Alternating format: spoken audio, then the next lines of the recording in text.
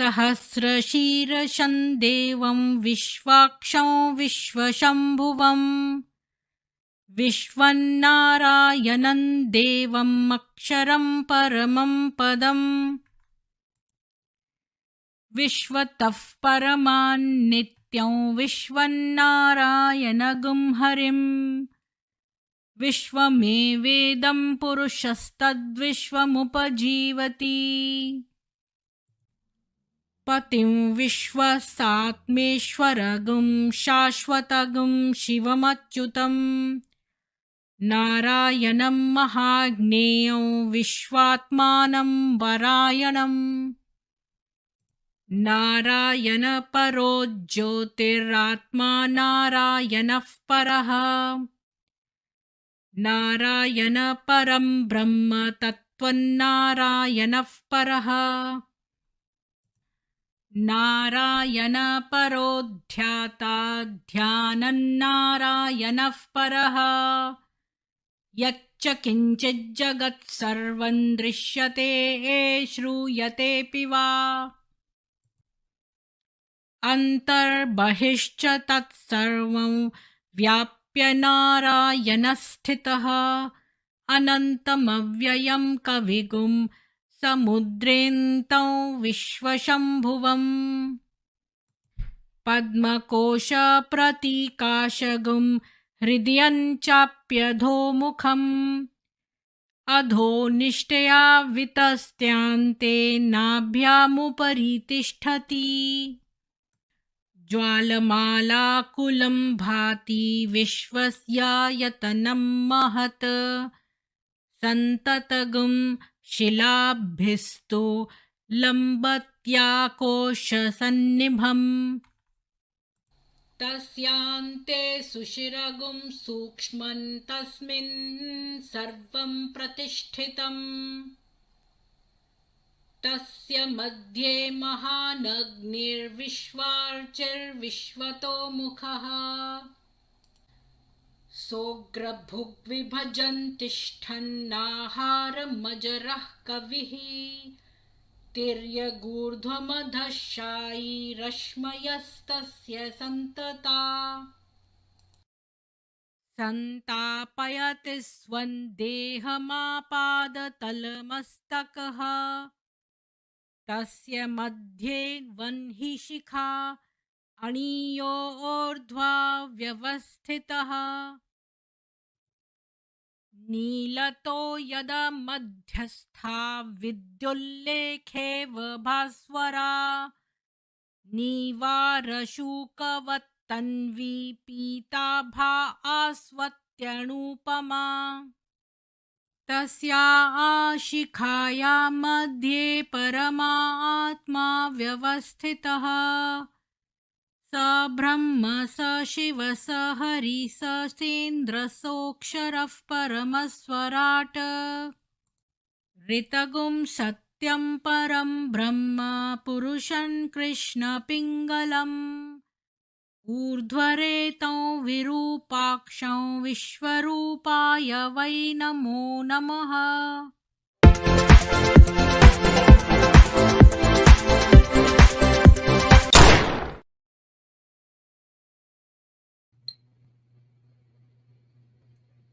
सभी को सुप्रभात और ओम नमो नारायण।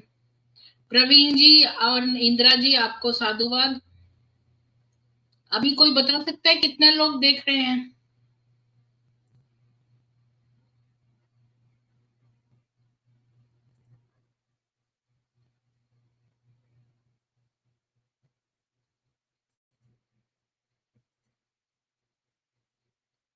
मेरे इस पे 3 लोग शो कर रहे हैं। आप देख के बताइए कि कितने लोग व्यू कर रहे हैं इस समय। कोई बता सकता है? तो मैं आज के पहले कुछ मुख्य चीजें बता दूं कि जहां मुस्लिमों ने किया काफिरों का कत्लेआम, करोड़ों खर्च कर उसी नाम का कांग्रेस सीएम ने किया उद्घाटन। मैसूर का अल बद्र चौराहा। इसरो के वैज्ञानिकों ने भगवान वेंकटेश्वर को किया नमन। सूरज को छूने के लिए तैयार है आदित्य L1। जानिए भारत के सूर्य मिशन के बारे में सब कुछ। अगली खबर है, लिव इन रिलेशनशिप में था अदनान, रेप केस में इलाहाबाद हाई कोर्ट से बेल। जज ने कहा ऐसे रिश्ते विवाह को नष्ट करने का व्यवस्थित डिजाइन है। मेरा शाकिब ऐसा नहीं है, अब फंदे पर लटकी मिली पिंकी। जिम में मुलाकात, फिर लिव इन रिलेशनशिप। परिजन बोले अब्बा ने सुसाइड के लिए किया मजबूर। संसद के विशेष सत्र में क्या करेगी मोदी सरकार, कई बिलों को लेकर कयास। जानिए कब और क्यों बुलाए गए विशेष सत्र। I.in.D.I.A इंडिया यानी का नारा जुड़ेगा, भारत जीतेगा इंडिया। 13 लोगों की समन्वय समिति में हर एच और मुस्लिम एरिया में झूठा बम फोड़ने वाला नेता भी। दिल्ली में केंद्रीय मंत्री का बेटा, लखनऊ वाले घर में लाइसेंसी पिस्तल। कौशल किशोर के बेटे के दोस्त को किसने मारी गोली। मुंबई में बिन बुलाए मेहमान बने कपिल सिब्बल। इंडिया के मंच पर हो रहा क्लेश, फोटो सेशन में किए गए किनारे। मेरे बाल पकड़कर किया अप्राकृतिक सेक्स। भोजपुरी अभिनेत्री प्रियांशु सिंह का अभिनेता पुनीत सिंह राजपूत पर आरोप। दिल्ली मेट्रो में फिर से हस्त मैथुन। रक्षाबंधन पर भीड़ के बीच युवक ने नाबालिग पर गिराया स्पर्म, लोगों ने जमकर धुना।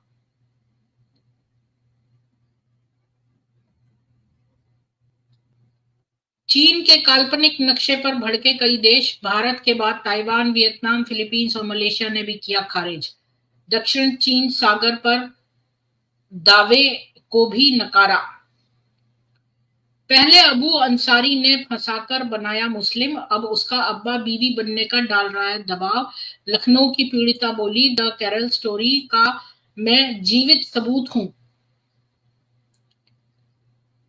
ऐप से पता लगाते थे वाहन मालिक का नाम, हिंदू होने पर करते थे हमला।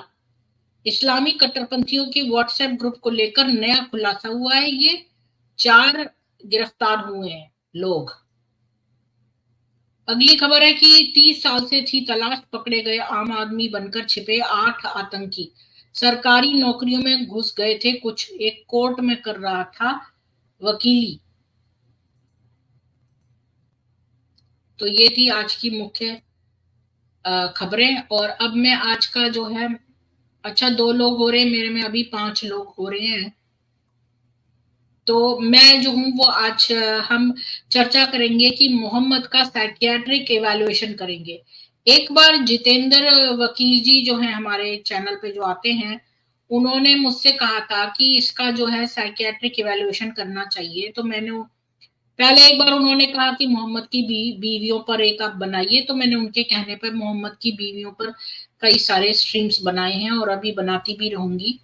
19 बीवियों के ऊपर बनाने हैं और मैंने 10-12 बीवियों पे तो बना लिए हैं ऑलरेडी और स्ट्रीम भी कर चुकी हूँ। अब फिर उन्होंने एक और फरमाइश रखी थी कि भाई मैं मोहम्मद का साइकियाट्रिक इवैल्यूएशन करूं, जिसकी एक क्लिप मैंने निकाल के डाली थी।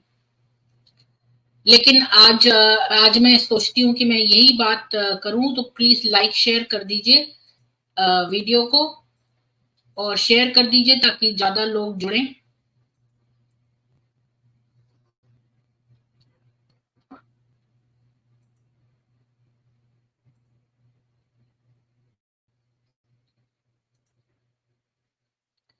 तो मैं आप लोगों के साथ शेयर करती हूँ और मोहम्मद का ये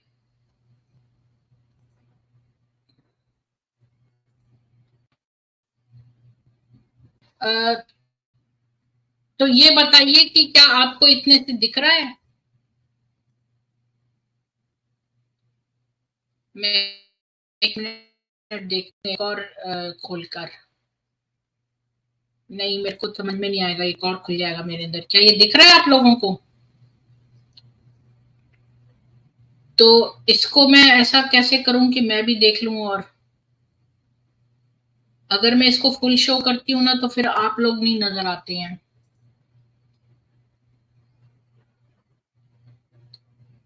और भी कोई व्यू है इसमें?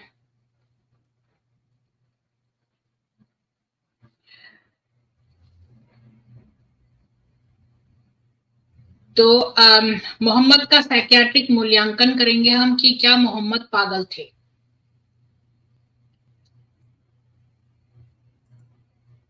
तो पहला आरोप है कि जब हम मोहम्मद पर ये आरोप लगाते हैं, नहीं, पहला आरोप ये मुसलमान कहते हैं कि आप लोग नस्लवादी हैं। मैं थोड़ा सा बैकग्राउंड पहले कवर करना चाहती हूँ। जब मैं मोहम्मद के साइकियाट्रिक इवैल्यूएशन बताने से पहले मैं थोड़ा सा बैकग्राउंड बताना चाहती हूँ। तो कि ये लोग कहते हैं कि आप लोग नस्लवादी हैं। तो इस्लाम कौन सी जाति है जरा बताना? अरब, इंडोनेशियाई, बोस्नियाई, अल्जीरियाई, नाइजीरियाई, कौन सी जाति है? लेकिन क्या वहां श्वेत, ब्रिटिश, अमरीकी, ऑस्ट्रेलियाई, न्यूजीलैंड और चीनी मुसलमान नहीं है? और निश्चित रूप से अरब, इंडोनेशियाई, बोस्नियाई और अल्जीरियाई ईसाई भी हैं। और बहुत सारे जो श्वेत पश्चिमी लोग हैं वो ईसाई नहीं है। उम्मा, जिसको मुस्लिम ब्रदरहुड कहते हैं, वो एक सिटीजनशिप है। ये लोग जो हैं वो किसी कंट्री को बिलोंग नहीं करते, बल्कि इनका एक मुस्लिम ब्रदरहुड है। इस्लाम पहले है इनके लिए। किसी मुसलमान के लिए अपना विश्वास त्यागना जो है वो उसको राज्य विहीन बना देता है, क्योंकि इनका कोई पर्टिकुलर राज्य नहीं है, ये तो सारे जो उम्मा है उसके लोग हैं। और जब हम इनके इस्लामियों पर मुकदमा करते हैं तो ये लोग कहते हैं कि आप लोग तो इस्लामोफोबिक हैं। ये जो फोबिया वर्ड है ये तर्कहीन डर के रूप में परिभाषित किया गया। अगर आप इसकी डिक्शनरी डेफिनेशन देखेंगे तो इसको इलॉजिकल फियर कहते हैं। तो फोबिया वो होता है। तो ये कहते हैं आप मेरे कुरान और इस्लामी ग्रंथों में पाए गए हिंसक घृणित छंदों के कारण इस्लाम से डरते हैं। डरने पर तुमको शर्म आनी चाहिए, तुम तो बहुत इस्लामोफोब हो। इस्लामोफोबिया पर मुस्लिम प्रतिक्रिया देते हैं ये। तीसरा आरोप यह है कि यदि आप इस्लाम को नापसंद करते हैं तो इसका मतलब आप कट्टर हैं। तो जो तर्क संगत लोकतांत्रिक पर वरीयता लेने वाले आलोचकों पर लगातार हमला किया जाता है, बर्बर इस्लामिक शरिया के बजाय जो लोग कानून पर भरोसा करते हैं। यदि इस्लाम अपने मत से स्वयं को श्रेष्ठ परिभाषित करता है और गैर मुसलमानों के प्रति असहिष्णुता, तो क्या ये इस्लाम को कट्टर नहीं बनाना है? ये लोग कहते हैं कि काफिर हैं, ये लोग तो अज्ञानी हैं। सभी नहीं मतलब ये लोग कहते हैं सारे मुसलमान तो आतंकवादी नहीं है, लेकिन अगर आप देखो तो जितने भी आतंकवादी हैं वो सारे ही मुसलमान हैं। अब आते हैं, मैं थोड़े से टर्म्स जो हैं वो क्लियर कर देना चाहती हूँ। मैं जरा देखती हूँ पीछे कितने लोग देख रहे हैं। तो मैं कुछ टर्म्स भी क्लियर करना चाहती हूँ। शुरू करने से पहले एक बेस बनाना चाहती हूँ। तो इस्लाम क्या है? इस्लाम जो है उसकी तकनीकी परिभाषा का अर्थ है समर्पण। ये न केवल अल्लाह के लिए निर्देशित है, बल्कि इससे भी महत्वपूर्ण बात यह है कि स्वयं मोहम्मद के लिए, जो सभी मुसलमानों के लिए मध्यस्थता करते हैं। एक ऐसे व्यक्ति से संबंधित कहानी जो मोहम्मद के असामान्य निर्णय से असहमत था।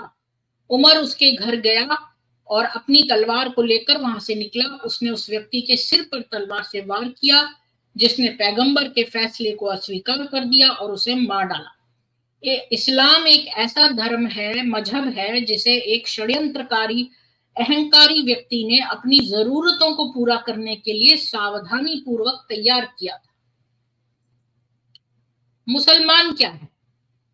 अल्लाह का बंदा। वास्तव में उदारवादी इस्लाम जैसी कोई चीज नहीं है। आप या तो मुसलमान हैं या नहीं। एक ऐसी चीज है जो एक मुसलमान कभी नहीं कर सकता, वो है मजहब का त्याग। इसलिए सारे मुसलमानों का मानना है कि इस्लाम पर कोई भी हमला, शारीरिक या मौखिक निंदा या बौद्धिक आलोचना वास्तव में उन पर और उनकी पहचान पर सीधा हमला है। तो अब मुसलमान ये भी कहते हैं कि बहुत सारे मुसलमान तो दयालु और अच्छे लोग हैं। तो ये जो राइटर है इस किताब का, मोहम्मद का साइकेट्रिक जिसने इवैल्यूएशन किया है, हाँ मैं आपको ये बताना भूल गई कि ये शुरू में मेरे को बताना चाहिए था कि ये किताब है जो लिखी है एक जूइश डॉक्टर है, साइकियाट्रिस्ट है, उसने एक किताब लिखी है और उसके अकॉर्डिंगली ये सारे इंफॉर्मेशन मैंने उसकी बुक से ली है। तो वो कहते हैं कि एक गैर आक्रामक मुसलमान स्वभाव से एक शांत शराबी या अत्यधिक खाने वाले के समान होता है। देर सबेर जानवर का असली स्वरूप सामने आ जाएगा। मतलब ये लोग एक जानवर के समान है जो कि जो है धीरे धीरे उनके अंदर का बीस्ट जो है वो निकल आता है। अच्छे उत्पादक और दयालु मुसलमान कुरान और इस्लामी ग्रंथों की जहरीली विचारधारा को अपनाकर बुरे बन रहे हैं। मतलब ये मुसलमानों को बुरा बनाने की किताबें हैं और ये मजहब उनको बुरा बनाता है। हमें कट्टरपंथी 15 से 25% के बारे में चिंता क्यों करनी चाहिए? आप 180 मिलियन से 300 मिलियन लोगों को विनाश के लिए समर्पित देख रहे हैं। तो यहाँ पर मैं एक पॉज लेती हूँ कि ऐसे बहुत सारे मुसलमान आपको दिखेंगे जो कहते हैं कि भाई कि सारे मुसलमान तो ऐसे नहीं होते, सारे मुसलमान तो वो नहीं है। अभी देखो मैं कम्युनिटी पोस्ट भी डालती हूँ तो वहां पर एक मुस्लिमा लिख रही है वहां पर कि देखो ये तो जिहादियों का काम है, वो तो जिहादी सोच है, ये लोग तो जिहादी अलग हैं, इस्लामी अलग है, हमारा कुरान थोड़ी ना ये सब बताता है। ये लोग तो जिहादी हैं, टेररिस्ट तो कोई भी मजहब में से निकल सकते हैं। ये हमेशा ये वाली गोली देते हैं कि टेररिस्ट। पर ये देखो अगर मान लो इनके 85% जो हैं वो मुसलमान मान लो जिहाद नहीं कर रहे हैं उस तरह का जो अफगानिस्तान में या तालिबान या टीटीपी या आईएसआईएस कर रहा है, तो जो ये 15% कर रहे हैं ये तो 300 मिलियन लोगों को मार रहे हैं। तो इनके बारे में हमें क्यों नहीं चिंता होनी चाहिए? बिल्कुल होनी चाहिए। और अगर सारे सांप जहरीले नहीं है तो क्या हम कटवा कटवा के देखें हर एक से?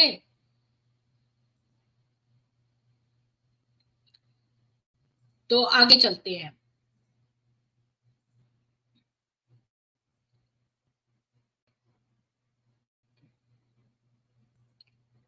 अब राइट एंड रॉन्ग मतलब कि सही या गलत। अगर इस्लाम की सच्चाई वास्तविक वैज्ञानिक ऐतिहासिक पुरातात्विक तार्किक और सार्वभौमिक तथ्यों का खंडन करती है तो अंततः इस्लाम एक झूठ है। क्योंकि ये जो है सब तरह से जो है झूठ है। वैज्ञानिक तरीके से भी झूठ है, ऐतिहासिक तरीके से भी इस्लाम झूठ है, पुरातात्विक लिहाज से भी झूठ है, तार्किक लिहाज से भी झूठ है और सार्वभौमिक तथ्यों के हिसाब से भी जो इस्लाम है एक झूठ है। अब आते हैं कुरान पे। कुरान जो है उसके नाम की उत्पत्ति अरबी शब्द इकरा से हुई है जिसका अर्थ है सुनाना। 114 अध्यायों में फैले कुरान को इस्लाम और कथित तौर पर मानव जाति की नियति पर अंतिम और सबसे महत्वपूर्ण अधिकार माना जाता है। सच में पुस्तक स्वयं द्विध्रुवी आयतों यानी रहस्य उद्घाटन छंद का एक अव्यवस्थित भ्रमित करने वाला अर्ध सुसंगत संग्रह है जहां प्रत्येक अध्याय को संख्यात्मक रूप से व्यवस्थित किया गया है फिर भी गैर कालानुक्रमिक रूप से। पूरे कुरान में पूरी रचना शैली में भिन्न है। मक्का छंदों को नम्रता के सूक्ष्म रंगों के साथ काव्यात्मक और भव्य माना जाता है जबकि मदनी छंदों हालांकि मोहम्मद के निष्कासन के बाद अधिक उग्रवादी विधायी और अधिनायकवादी हैं। तो अभी आपको मैं यहाँ पर फिर से पॉज लेती हूँ। मैं ये बताना चाहती हूँ आपको कि देखिए कि ये जो कुरान की आयतें हैं ये कोई क्रोनोलॉजिकल ऑर्डर में नहीं है। मतलब कि जो चैप्टर 9 है वो पहले आया, चैप्टर 2 बाद में आया। मतलब ये आयतें जब नाजिल हुई उनका मेरे पास एक अलग से वो है, क्या बोलते हैं उसको, लिस्ट है मेरे पास। मैं देखती हूँ अगर इस पर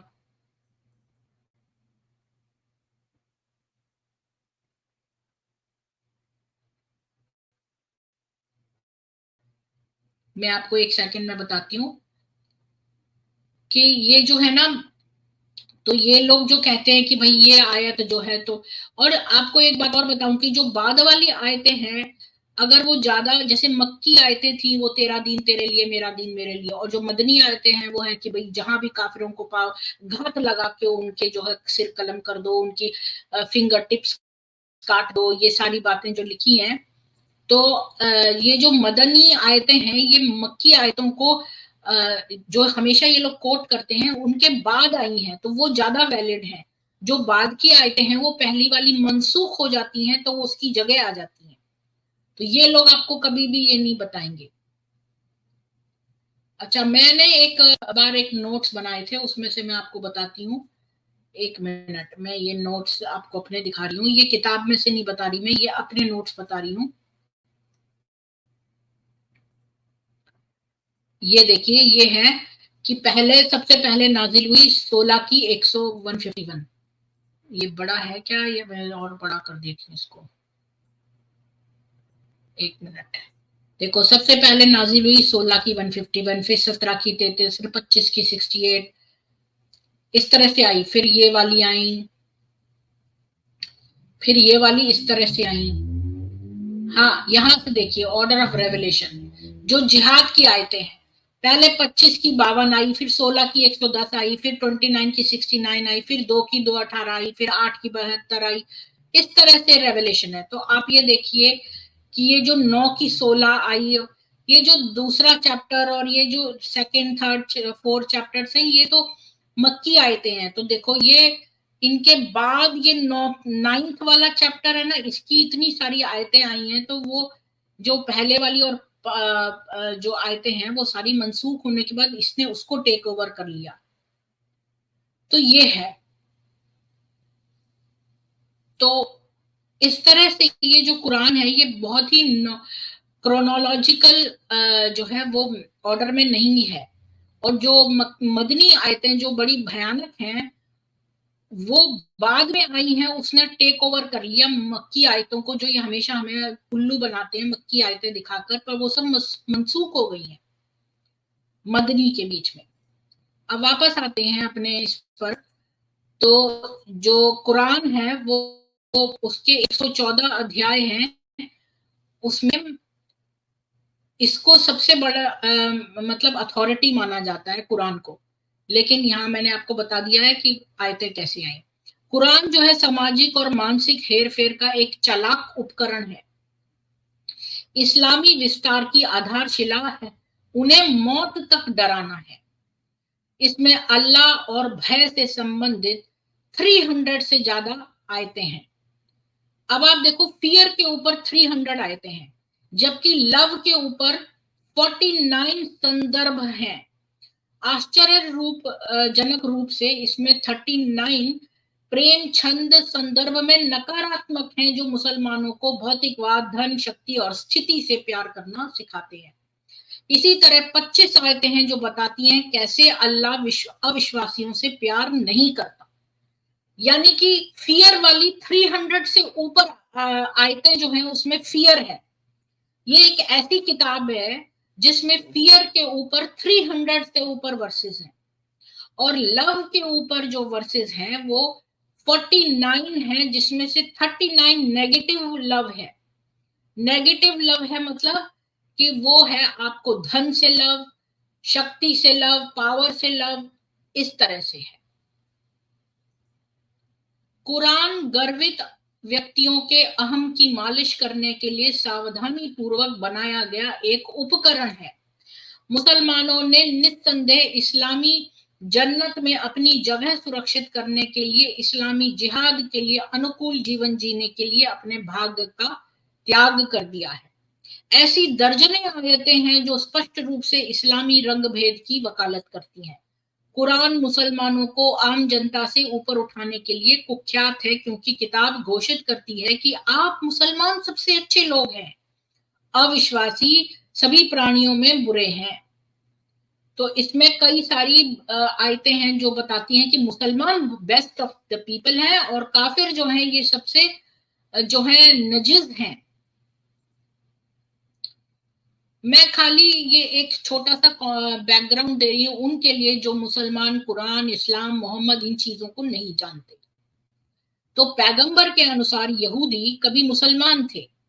मतलब मोहम्मद ये कहता था कि ये जितने भी यहूदी हैं ये पहले मुसलमान हुआ करते थे, जिन्होंने अज्ञात कारणों से अंततः इस्लाम को अस्वीकार कर दिया। 164 वर्सेस हैं जो स्पष्ट रूप से बताते हैं कि मुस्लिम पुरुषों को अपने दुश्मन को कैसे दंडित करना चाहिए और युद्ध की लूट को कैसे विभाजित करना चाहिए, यानी कि युद्ध में जो माले गनीमत प्राप्त हुआ है उसको कैसे विभाजित करें, उसका डिवीजन कैसे करें, मतलब लूट के माल को कैसे डिवाइड करें और दुश्मन को कैसे दंड दें। ये 164 वर्सेस केवल इसी के ऊपर है। आज भी इस्लामी आत्मघाती हमलावर और मुजाहिदीन जो जिहाद में शामिल लोग हैं वो अपने अत्याचारों को सही ठहराने के लिए हमेशा कुरान का पाठ करते हैं और सार्वजनिक रूप में अपनी निजी प्रति रखते हैं। मतलब अगर मैं यहाँ पर एक पॉज लेती हूँ, ये जितने भी आप जो देखते हैं ISIS के लोग और जो तालिबानी है, TTP है, मुजाहिदीन लोग हैं, ये सारे जितने भी हैं ये सब अपने पास कुरान की एक कॉपी रखते हैं और यही असली में जो है वो करते हैं, इस्लामी हैं। संजय एकड़े जी, मैं आपसे कहूंगी कि आप मेरी 9 डिसेप्शंस ऑफ इस्लाम वाली स्ट्रीम को देखें। मैंने 2 बार की, एक बार तुफैल चतुर्वेदी जी के साथ करी है और एक बार अकेले में किया। आप उसको जरूर देखें। उसमें आप मुरूना को देखें। मुरूना क्या चीज है आप ये पता करें। अच्छा, अभी मैं वापस आती हूँ और मैं एक बात बता दूं आपको कि एक्स मुस्लिम बहुत अच्छा काम कर रहे हैं, पर कुछ एक्स मुस्लिम्स ऐसे भी हैं जो केवल मनी मेकिंग कर रहे हैं और वो जो है केवल पैसा कमाने का एक साधन है को भी बनाए हुए हैं। पर बहुत सारे एक्स मुस्लिम्स ऐसे भी हैं जो सच्ची वाकई में बहुत ही चेष्टा कर रहे हैं और बहुत मेहनत कर रहे हैं। तो वापस मैं आती हूँ कि तो ये लोग जो है ये असली मुसलमान हैं और हमेशा अपने पास कुरान की एक पर्सनल कॉपी रखते हैं। अब आते हैं मोहम्मद के मनमौजी और पाखंडी स्वभाव के बावजूद कुरान अभी भी उन्हें आचरण का एक उत्कृष्ट मॉडल, यानी कि वो परफेक्ट मैन समझते हैं उनको, के रूप में निरूपित करता है, जो वो चरित्र के एक ऊंचे मानक का प्रदर्शन करता है, यानी कि वो बेस्ट ऑफ द बेस्ट हैं, वो एक आइडियल पर्सन है। तो उनकी हर बात को फॉलो करें, उस सुन्नत को फॉलो करें, इसलिए सुन्ना कहलाते हैं। विडंबना ये है कि ये आयतें उनके अनुयायियों को स्वयं ही निर्देशित किए गए थे, जो उनके घमंडी संस्कारी और अहंकारी व्यक्तित्व को प्रदर्शित करते थे। महान इस्लामी लेखक मौदूदी ने स्वयं कहा था कि हदीस के बिना कुरान पूरी तरह से समझ से परे है। एक्चुअली जो है कुरान लूली और लंगड़ी किताब है, उसको हमेशा हदीसों का और कई सारे सपोर्टिंग चीजें चाहिए उसको समझने के लिए। हदीस पे आते हैं तो इस्लाम की परंपराओं के रूप में जाने वाली कई प्रमाणित सही पुस्तकों में वर्गीकृत की गई हैं, जिसको सियासत्ता कहते हैं। जो 6 बुक्स है ना इनकी हदीसों की, वो मेन ऑथेंटिक मानी गई हैं और वो परंपराएं जो चेन ऑफ नरेशन से एक से दूसरे से मोहम्मद तक जो वापस जाती हैं उनको ऑथेंटिक माना जाता है, जो कथित इस्लामी इतिहास पर महत्वपूर्ण जानकारी प्रदान करती हैं और मोहम्मद की सभी नापाक गतिविधियों और विचित्र विलक्षणताओं का विवरण देती है। हदीस का अनुदेशात्मक संदर्भ इस्लामी सिद्धांत और प्रोटोकॉल का एक बड़ा हिस्सा बनना है, जो मुसलमानों को स्पष्ट निर्देश देता है कि उन्हें अपने गुरु का अनुकरण कैसे करना चाहिए। तो एक मुसलमान को कैसे खाना पीना, सोचना, चलना, सोना, शौच करना, बातचीत करना, बात करना, लड़ना, दान करना, शादी करना, धोना, वादा करना, आहार, व्यापार, गुलाम बनाना, प्रार्थना करना, ये सब चीजें मतलब माइक्रो मैनेजमेंट, ये सारा हदीसों में दिया है। ये सब वहां है, अध्याय और पद्य सब मोहम्मद के उदाहरण के अनुसार। इस्लामी तिरस्कार का विषय ज्यादातर कुत्तों, मतलब किस किस का त्याग करना है, कुत्तों, सुअरों और शराब के इर्द गिर्द घूमता है, जिसके परिणाम स्वरूप पूरे मुस्लिम समुदायों में भय, व्यामोह और घृणा की एक मजबूत मनोवैज्ञानिक बीमारी पैदा हो गई है। उदाहरण के लिए, अपने खोजी कुत्तों के लिए कस्टम निर्मित बूटीज, कुत्ते के सहायकों वाले लोगों को सेवा देने से इनकार कर दिया, अपने गैर मुस्लिम नियोक्ताओं पर पोर्क से संबंधित पैकेज उत्पादों और शराब की बोतलों को संभालने के लिए मजबूर किए जाने के लिए मुकदमा दायर किया। तो ये लोग बहुत ऐसा करते हैं। यहाँ मैं एक बार फिर से पॉज लेती हूँ। मैं बताऊं आपको कि मैं जब इसमें काम करती थी कनाडा पोस्ट में, तो बड़े भारी भारी मैं कुछ समय तक ऐसी पार्ट टाइम काम करने लगी थी, तो मतलब फुल टाइम हो गई थी, लेकिन मतलब जो भी है पार्ट टाइम काम कर रही थी। तो जो हम मेल आती है, पार्सल्स आते हैं, उनको सॉर्ट करना पड़ता है। तो जो लोग कई बार जो है शराब की बोतलें पार्सल में भेजते हैं जो बड़ा हैवी होता है, और दो लोग मिलके भी उठा लेते हैं। तो मेरे साथ एक मुस्लिम महिला थी, और हर बार जो पार्सल आता था तो बहुत सारे लोग लिकर प्रेजेंट करते हैं, क्रिसमस के टाइम पर ज्यादा रश होता है। तो अब ये जो बॉटल्स आती थी ये हैवी होती थी, और वो कहती थी मैं तो नहीं छूंगी, अब इतने बड़े पैकेज में, और ये लोग पैकेजिंग बहुत अच्छी करते हैं। तो इतनी तरह से पैक्ड, और उसके ऊपर भी और पैकेजिंग और डबल पैकेजिंग, और उसके ऊपर बॉक्सेस के अंदर होती हैं वो। तो वो कोई बाहर से नहीं दिखती है, किसी को पता भी नहीं है जब तक कि वो पूरा लेबल ना पढ़े कि ये इस पूरे बॉक्स के अंदर क्या है, और इंडिविजुअली भी पैक्ड होती है अंदर से। लेकिन वो कहती थी मैं नहीं इसको छूंगी, इस बॉक्स को ही नहीं छूंगी। मैंने कहा तू कौन सा पी है इसको, और ये है क्या, सड़े हुए अंगूर ही तो है। मतलब सारा काम मुझे अकेले करना पड़ता था, जो भी हैवी पार्सल आता था तो मुझे उठाना पड़ता था, क्योंकि वो महिला ने अपना हाथ पीछे खींच लेती थी, मैं तो नहीं शराब को हाथ लगाऊंगी, जबकि वो कोई शराब को हाथ नहीं लगा रही, वो केवल बॉक्स है, लेकिन उसको बहाना मिल गया। तो मैं एक एग्जांपल बता रही हूँ कि ये लोग इस तरह से मूर्खतापूर्ण जो है वो काम से बचते हैं। आगे चलते हैं।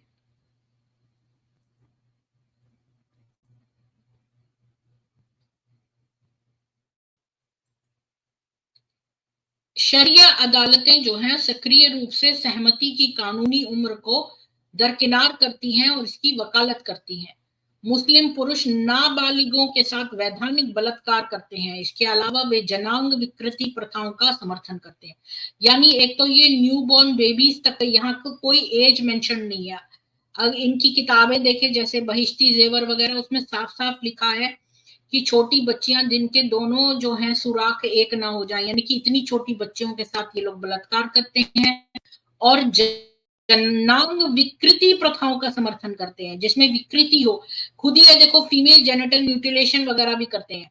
और इस्लामी शासित जिलों में पूर्ण इस्लामी स्वायत्तता के लिए राजनीतिक आह्वान का प्रचार करते हैं। यानी कि इनको है पॉलिटिक्स, पावर में आना है, पॉलिटिकल है, ये इस्लाम एक पॉलिटिक्स है। मुसलमान भी उन शर्मनाक आयतों की निंदा करने में तत्पर हैं जो मोहम्मद के अतार्किक अंधविश्वासों, स्पष्ट वैज्ञानिक त्रुटियों, अस्वास्थ्यकर प्रथाओं और बड़े पैमाने पर मूर्खता को उजागर करते हैं। तो ये लोग शर्म आती है इनको, लेकिन उसको फिर भी डिफेंड करने बड़ी बड़ी तत्परता से रहते हैं। अब आते हैं तफसीर और सीरा क्या है। तफसीर और सीरा जो है वो जीवनी है, एक कालानुक्रमिक व्याख्या है जो संपूर्ण कुरान और हदीस की कथा को सुसंगत ऐतिहासिक संदर्भ में रखती है। 30 से अधिक लेखकों द्वारा लिखित और क्लासिक और आधुनिक रूप में वर्गीकृत पूरे संग्रह को इस्लामी व्याख्या और टिप्पणी के संदर्भ में सर्वोच्च अधिकार माना जाता है। सबसे उल्लेखनीय और श्रद्धेय रचनाएं लेखक इब्न कथीर,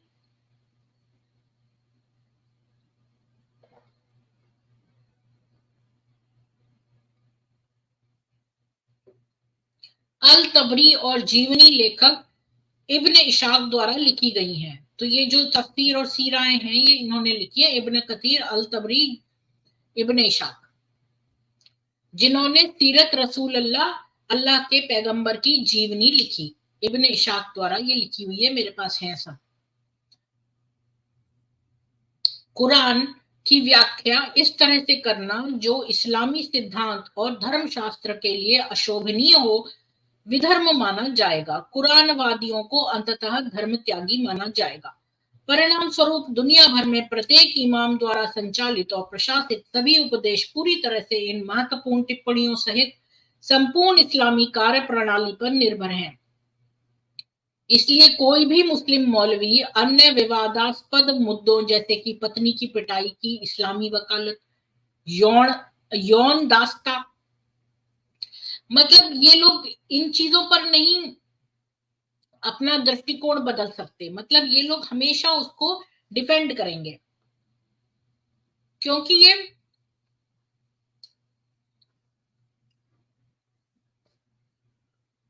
क्यों डिफेंड करते हैं ये पता है? क्योंकि इनकी इस्लामिक कार्य प्रणाली पर ये निर्भर है। पत्नी की पिटाई हो गई, सेक्सुअल स्लेवरी हो गई, जो है जजिया कलेक्शन हो गया, और धार्मिक श्रेष्ठता दिखाना अपनी, ये दृष्टिकोण इनका कभी भी चेंज नहीं होगा, क्योंकि इनकी पूरी जो वर्क कल्चर है वो इस पर डिपेंडेंट है। मोहम्मद कौन है? कुरान आप देखेंगे कि हमेशा हर आयत में हम लगाता है, हम लगभग हर आयत में आता है। पहली बार पढ़ने वाले के रूप में कोई भी स्वचालित रूप से यह निष्कर्ष निकाल सकता है कि हम एक से अधिक व्यक्तियों को दर्शाते हैं, क्योंकि जब एक व्यक्ति होता है तो वो मैं बोलता है। हम कौन बोलता है? जब दो तीन लोग हों। हम अल्लाह को स्वयं संदर्भित करने का प्रतीक है। मुस्लिम धर्मशास्त्रियों ने जोरदार ढंग से कहा है कि शीर्षक हम एक आधिकारिक शीर्षक है, यह राज्य सत्ता, प्रतिष्ठा या ऐश्वर्य का सूचक है। हम वास्तव में कुरान के मूल लेखकों को संदर्भित करते हैं।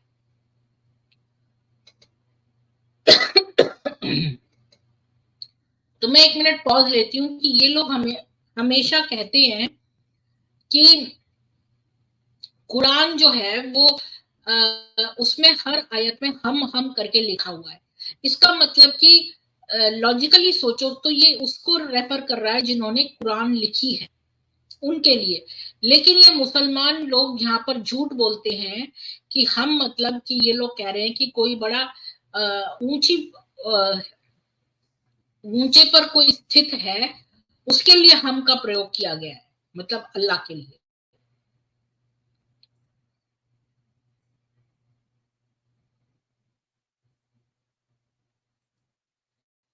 एक और दिलचस्प तथ्य ये है कि पूरे कुरान में मोहम्मद नाम का उल्लेख मुश्किल से ही किया गया है, केवल 4 बार। इसके बजाय अल्लाह के दूत यानी अल्लाह के रसूल, पैगंबर को दिया गया आधिकारिक शीर्षक है, और मोहम्मद भी बाद में डाला गया है ब्रैकेट में। अब आते हैं हमारे आज के टॉपिक में, मोहम्मद का साइकियाट्रिक इवैल्यूएशन। और ये एक किताब है जो शाइंडलिन ने लिखी है, जेके शाइंडलिन ने, और वो एक साइकियाट्रिस्ट है, एक डॉक्टर है, दिमागी मनोरोगी डॉक्टर, चिकित्सक। वो साइकियाट्री जो है और साइकोलॉजी और साइकियाट्री में बहुत अंतर है। देखिए, साइकोलॉजी जो है वो कोई भी जो साइकोलॉजी पढ़ के साइकोलॉजिस्ट बन सकता है, उसमें भी पीएचडी होती है। साइकियाट्री जो है वो और भी बहुत ही स्पेशलिस्ट होना है, जो कि आपको दवाइयां देते हैं आपके दिमाग के अनुसार आपके ऊपर, तो वो हाई और भी ज्यादा ऊपर होते हैं, साइकोलॉजिस्ट से ज्यादा ऊपर साइकियाट्रिस्ट होते हैं। वो दिमाग के विशेषज्ञ होते हैं, बीमारियों के, मनोरोगी। तो ये जो किताब है ये एक साइकियाट्रिस्ट ने लिखी है, और इस किताब का मैं आपको ये भी दिखा देती हूँ कि ये कैसी दिखती है। और ये किताब जो है, इनको डेथ थ्रेट दिया गया, इन्होंने मोहम्मद के ऊपर लिखा तो इनको डेथ थ्रेट मिली है। ये है इनकी किताब, the people versus Muhammad, a psychological analysis. और इसमें वो जो है उन पूरा एविडेंस देते हैं, जेके शाइंडलिन की है, पीपल वर्सेस मोहम्मद। इन्होंने मुकदमा किया है मोहम्मद के ऊपर कि अगर आज के दिन मोहम्मद जीवित होता तो हम उसको मुकदमे में जो है बिल्कुल प्रवीण जी, यहाँ पर 100 लोग होने चाहिए। इतनी मेहनत से मैं ये सारे बनाती हूँ स्लाइड्स के, कितने सारे घंटे लगा के, ताकि मैं आपको जो है अच्छी क्वालिटी की इंफॉर्मेशन दूं। मैं चीप मजाक करके, दूसरों का अपमान करके, उनकी हंसी उड़ाकर, इस तरह करके यूट्यूब नहीं चलाती हूँ।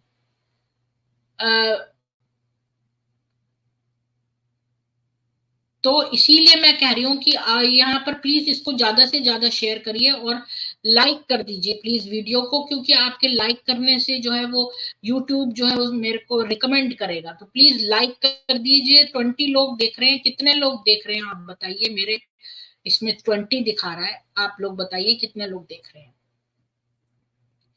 और बाकी जो लोग हैं उनको फॉरवर्ड कर दीजिए, ताकि शेयर कर दीजिए, ताकि वो लोग भी जी बिल्कुल विनोद मेहरा जी, मैं बिल्कुल जिहाद पुस्तक भी करूंगी, पर ये वाली पुस्तक जो है ना, ये सारी पुस्तकों से ऊपर है, क्योंकि ये जो लोग भी लिखते हैं पुस्तकें वो इस लेवल के एजुकेटेड नहीं है।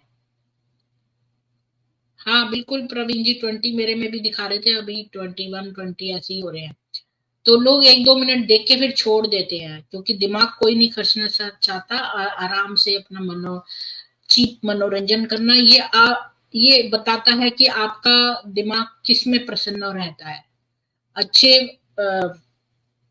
ये किताब मेरे को कोई कहता तो मैं तो इस तरह के चीजें ज्यादा सुनना पसंद करती हूँ जिसमें मेरी ज्ञान की वृद्धि हो, और वो भी एक ऐसे व्यक्ति के द्वारा जो बहुत ही एजुकेटेड हो।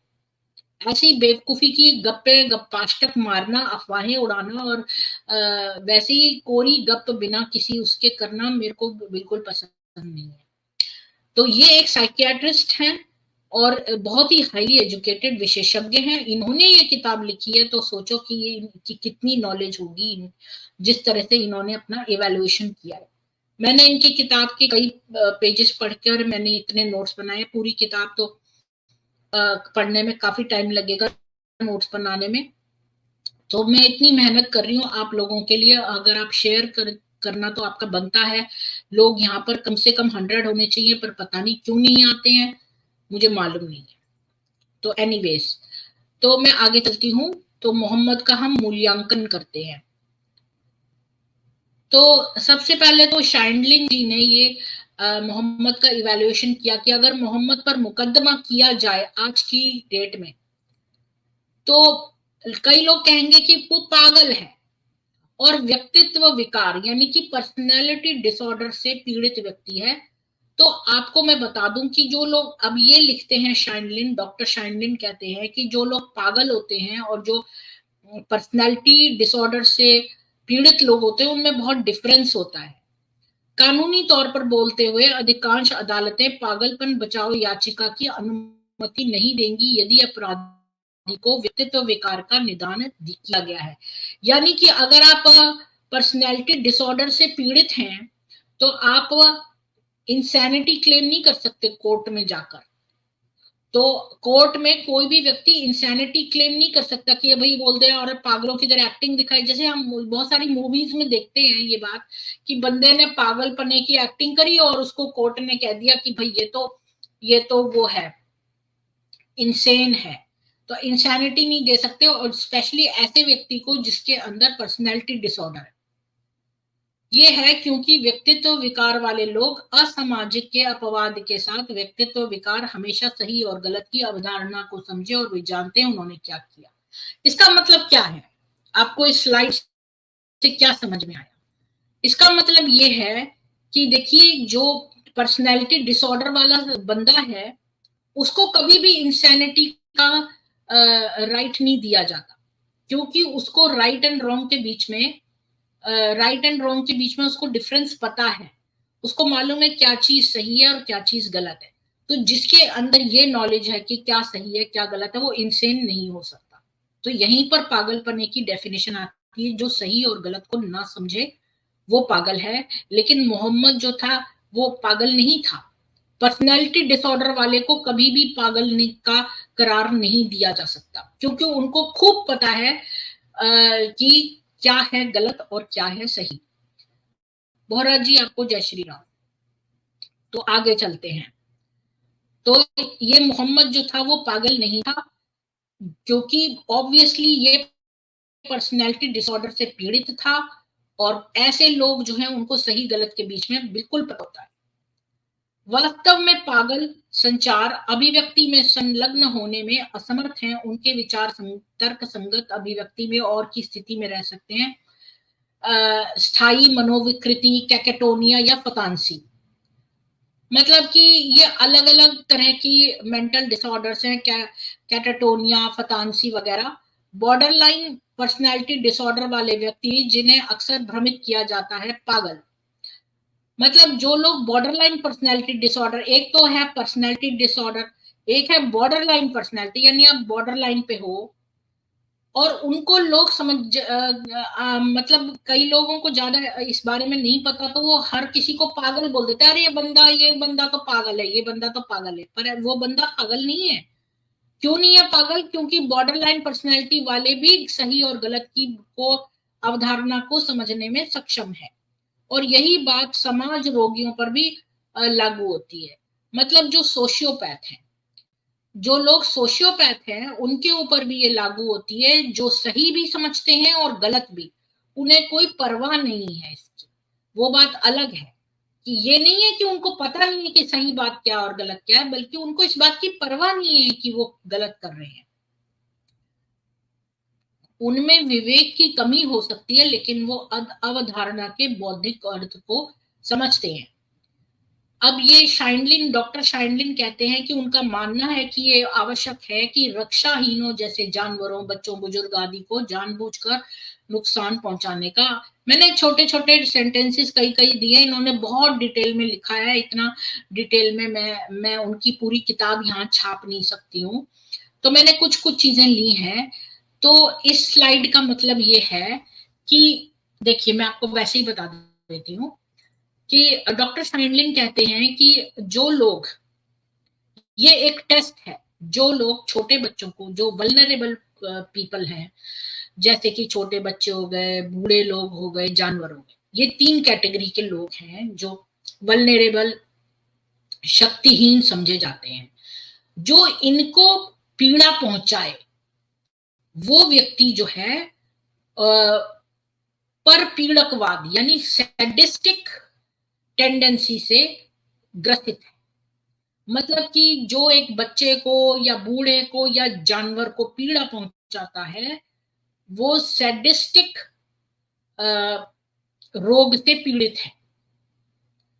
तो ये मोहम्मद जो था, इसने सही मुस्लिम 4550 कहती है कि जो रात में सोते हुए बच्चों पर ये अटैक करवाता था और सोते हुए बच्चों को मरवा देता था। तो जो बच्चों को मरवा दे, सारे कुत्तों को इसने मरवा दिया था, और बुढ़े लोगों को इसने मरवाया था। जो एक उम्म किरफा थी, वो एक बूढ़ी स्त्री थी, इसने उसको, सोचो कि कितनी निर्बल होगी वो बूढ़ी स्त्री, तो इसने उसको मरवा दिया। आपको ये बात ध्यान से सुननी है, सुनिए, आप जितने लोग सुन रहे हैं, आप लोग ये कभी मत कहना कि मोहम्मद पागल था। पागल व्यक्ति को सही और गलत के बीच में डिफरेंस नहीं पता होता।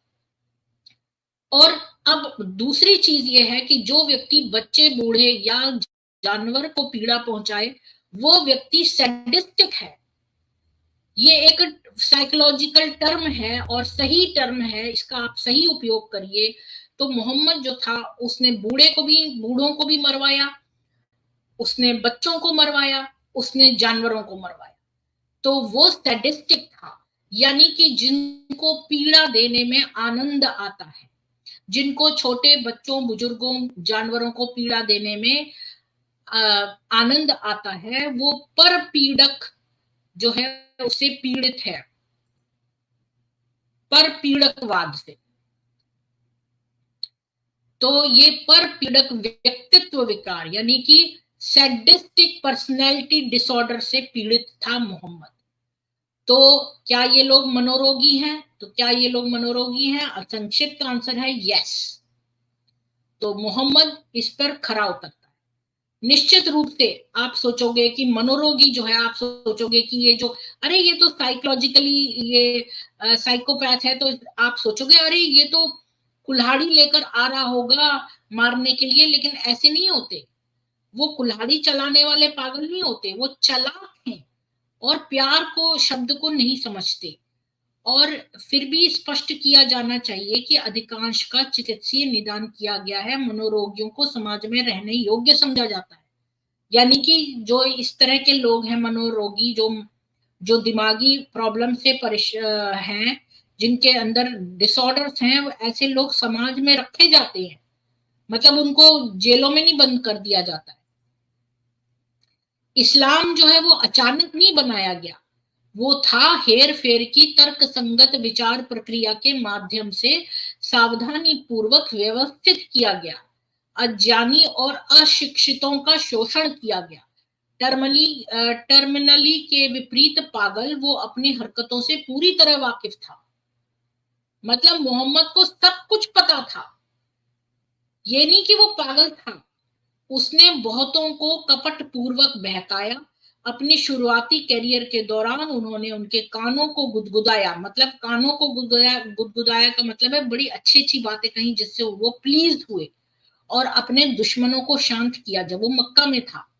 बाद में उसने नरसंहार की पूर्व योजना बनाई और दिव्य रहस्योद्घाटन के साथ अपने अत्याचारों को छिपाने का प्रयास किया, और अधिकांश भाग के लिए उन्होंने विक्टिम कार्ड खेला।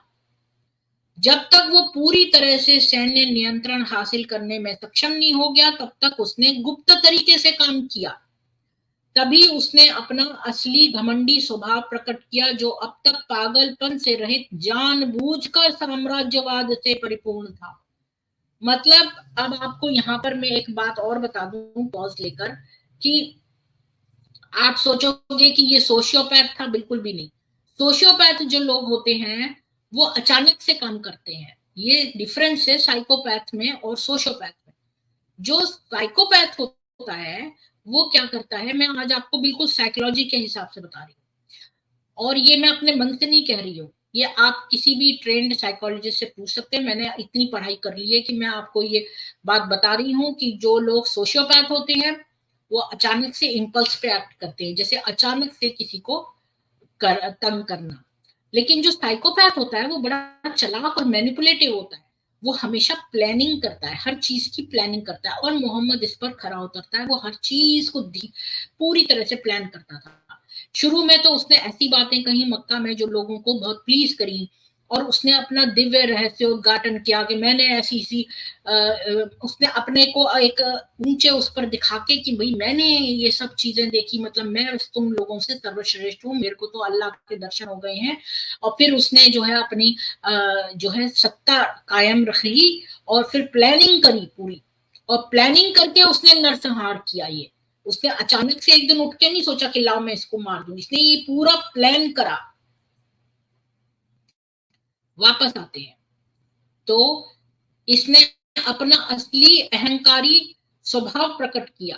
ये पागल नहीं था, इसको सब कुछ पता था। ये विक्टिम कार्ड भी खेलता था, मैं आपको बताऊंगी कैसे। अभी देखो पागल की परिभाषा क्या है, और आज का मेरा एपिसोड है केवल पागलपने पे कि क्या मोहम्मद पागल था, ये है आज का टॉपिक। तो पागल की परिभाषा क्या है कि मन की एक ऐसी स्थिति में जो धारणा, व्यवहार या सामाजिक संपर्क सामान्य होने से रोकती है। इससे केवल यह साबित होता है कि मोहम्मद पूरी तरह से समझदार थे। पागल किसी के साथ सामाजिक रूप से जुड़ नहीं सकता, मतलब वो सोशली अटैच नहीं हो सकता किसी के साथ। मोहम्मद ने तो शादियां की, रिलेशनशिप्स रखी, वो पागल हो ही नहीं सकता। पागल व्यक्ति किसी के साथ रिलेशनशिप में नहीं रह सकता। मोहम्मद पागल था ही नहीं, पागल की परिभाषा में वो ठीक नहीं उतरता। अब उसके पागलपन का बचाव करते हैं मुसलमानों की तरफ से। पहली बात कि यदि मोहम्मद के काल्पनिक रूप से अपने अनगिनत अपराध किए, पदार्थ के दौरान क्षमता की स्थिति में नापाक कार्य, दुरुपयोग, बचाव पक्ष का तर्क अभी भी सरल कारण से विवादास्पद है। अपराधी खुद को माफ करने के लिए शराब या नशीली दवाओं के पीछे नहीं छुप सकता सजा बेशक जब अपराधी को पकड़ा गया या देखा गया। अपवाद क्लास ए साइकोट्रोपिक के साथ है, दिमाग बदलने वाले पदार्थ जैसे एलएसडी, हेरोइन और मन की बदलती स्थिति। निरपवाद रूप से कोई न कोई जो किसी नशीले पदार्थ के नशे में है लेकिन फिर भी सही समझ सकता है, और अपराध के दौरान गलत करने वालों को कानून उनके नशे की स्थिति की परवाह किए बिना हमेशा पूरी सजा दी जाती है। अब इस पूरी स्लाइड का अर्थ क्या है? इसका अर्थ यह है कि मोहम्मद ने बहुत सारे अपराध किए, तो उसके पागलपन का बचाव का पहला पॉइंट ये है कि लोग कहेंगे कि भाई वो तो कोई तरह का नशा करता है, नशे में उसने कर दिया भाई। कि पहला उसका बचाव ये है। आज जितेंद्र जी नहीं आए, उनका मैं वेट कर रही थी क्योंकि उनके कहने से ही मैंने पूरा आज ये रखा था, तो आज वो आए ही नहीं। तो ये है कि क्या कह रही थी मैं, हाँ, तो इसका बचाव ये, लोग कहेंगे कि भाई मोहम्मद तो शराब का नशा वशा करता था, तो नशे में लोग कर भी देते हैं अपराध। तो मैं आपको बता दूं कि जो कोर्ट है वो कभी भी नशेची को इस बात के लिए नहीं कह देती अरे भाई इसने नशा करके कर दिया होगा तो इसको क्षम्य है, भाई पेनल्टी लेके छोड़ दो, ऐसा कुछ नहीं है। उसको पूरी सजा मिलती है, क्योंकि नशा करना कोई एक्सक्यूज नहीं है क्राइम करने का। तो इसलिए बिल्कुल मोहम्मद जो था वो अपने जितने भी उसने अपराध किए उसके लिए रिस्पॉन्सिबल था, उसको पूरी सजा मिलेगी। ये मोहम्मद पर मुकदमा है।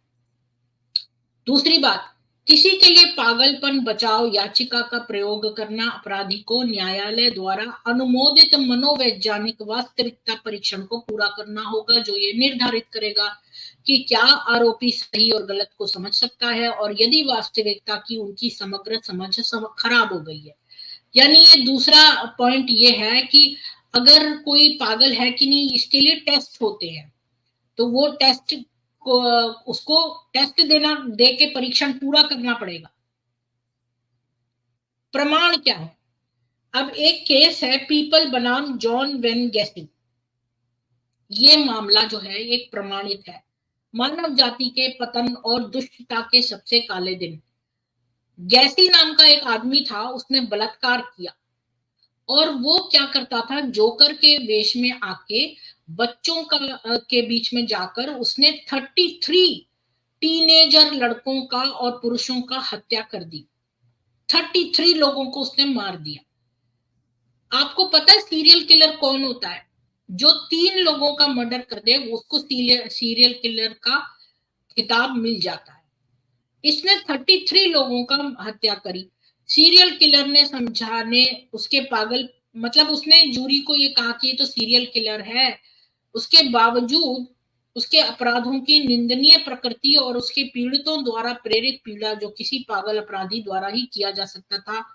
मतलब लोग कहेंगे कि भाई ये तो पागल है, इसने 33 लोगों को मार दिया, ये तो पागल है। लेकिन उसने पागलपने की अपनी याचिका दी कोर्ट में, लेकिन उसकी कोर्ट ने खारिज कर दी और उस पर पूरी सीमा तक मुकदमा चलाया गया। और क्यों ना चले? आप ये सोचो कि कोई लोग जो है वो अपना इंसैनिटी डिफेंस दे दें और कोर्ट में जाकर खूब सारे मर्डर कर दें और कोर्ट में जाके बोल दे भाई हम तो इंसेन थे, हमने तो पागलपने में आके कर दिया। तो ऐसा नहीं है, आपको पूरी तरह से जो है आप जिम्मेवार होंगे। और 3 मर्डर करने वाला ही किलर है। अभी देखो कि इसने 33 लोगों को मारा, पर मोहम्मद ने कितने लोगों को मारा? बनु कुरैजा ट्राइब के उसने 900 लोगों को मार डाला, उन छोटे छोटे बच्चों के जिनके थोड़े से भी जो है प्यूबिक हेयर आ गए थे। तो ये केस जो है इसका एग्जाम्पल है कि यहाँ पर इस बंदे गैसी ने अपनी इंसैनिटी क्लेम करने का जो है इसने याचिका दी, लेकिन इसको मना कर दिया न्यायालय ने। 33 इसने यंग बच्चों का जो है हत्या की थी। अब देखते हैं मोहम्मद के व्यक्तित्व विकारों को स्पष्ट करते हैं कि आखिर मोहम्मद जो है वो किन डिसऑर्डर से पीड़ित था। तो क्या वो एंटी सोशल डिसऑर्डर से पीड़ित था? नहीं। पहले हम एंटी सोशल असामाजिक व्यक्तित्व विकार के बारे में आते हैं कि क्या वो असामाजिक व्यक्तित्व विकार से पीड़ित था। आप क्या समझते हैं?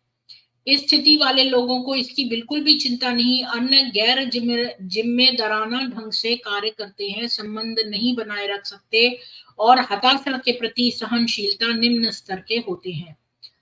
मतलब वो एंटी सोशल नहीं था, क्योंकि वो जिम्मेदार ढंग से कार्य करता था और लोगों से रिलेशनशिप भी बनाता था। जो लोग एंटी सोशल होते हैं वो ये काम नहीं कर सकते। दूसरे पे आते हैं, क्या वो, हाँ, इसी को ये भी कहते हैं कि असामाजिक तत्व जो है ये कुछ हद तक था, लेकिन वो उसको एंटी सोशल एलिमेंट नहीं कहा जा सकता पूरी तरह से। मोहम्मद को पीड़ित लोगों में शराब या शराब पीने की प्रवृत्ति अधिक होती है, मादक द्रव्यों का सेवन, आगे की योजना बनाने में विफल होना। मतलब वो योजना नहीं बना सकते, शराब पी सकते हैं। ये जो एंटी सोशल एलिमेंट्स होते हैं ये योजनाएं नहीं बना सकते हैं, ये खाली शराब पी सकते हैं। और सबसे महत्वपूर्ण बात यह है कि दूसरे लोगों के प्रति कोई सम्मान नहीं, तो मतलब इनको कोई दूसरे लोगों की रिस्पेक्ट नहीं होती। अब आते हैं कि क्या वो सोशियोपैथ था। क्या मोहम्मद को समाजोपैथ के रूप में वर्णित किया जा सकता है? बहुत बहुत करीब, लेकिन नहीं। यानी वो इसके बहुत क्लोज आता है, लेकिन वो है नहीं सोशियोपैथ। उस साधारण तथ्य के लिए कि समाजोपथों को किसी भी चीज की परवाह नहीं है। सॉरी, मैंने ये गूगल ट्रांसलेट कहीं यूज किया है, तो इसके हिंदी जो है ना वो पूरा सेंटेंस बड़ा अच्छा सा नहीं बना है। इस साधारण तथ्य के लिए समाजोपथों को किसी भी चीज की परवाह नहीं है। वे आत्ममुग्ध, उदासीन, गणनात्मक, आकर्षक और यौन विचलन से ग्रस्त हैं। विडंबना यह है कि सभी व्यवहार जिनका मोहम्मद ने उदाहरण दिया, चाहे मोहम्मद भले ही एक मनोरोगी रहा हो, समाज रोगी ही नहीं, सतही तौर पर चमकदार और सहानुभूति की कमी है, लेकिन उनकी पूरी दुनिया पूर्ण उदासीनता इससे घिरी हुई है। यह स्थिति उनके चरित्र के अनुरूप नहीं है। मोहम्मद उदासीन नहीं था।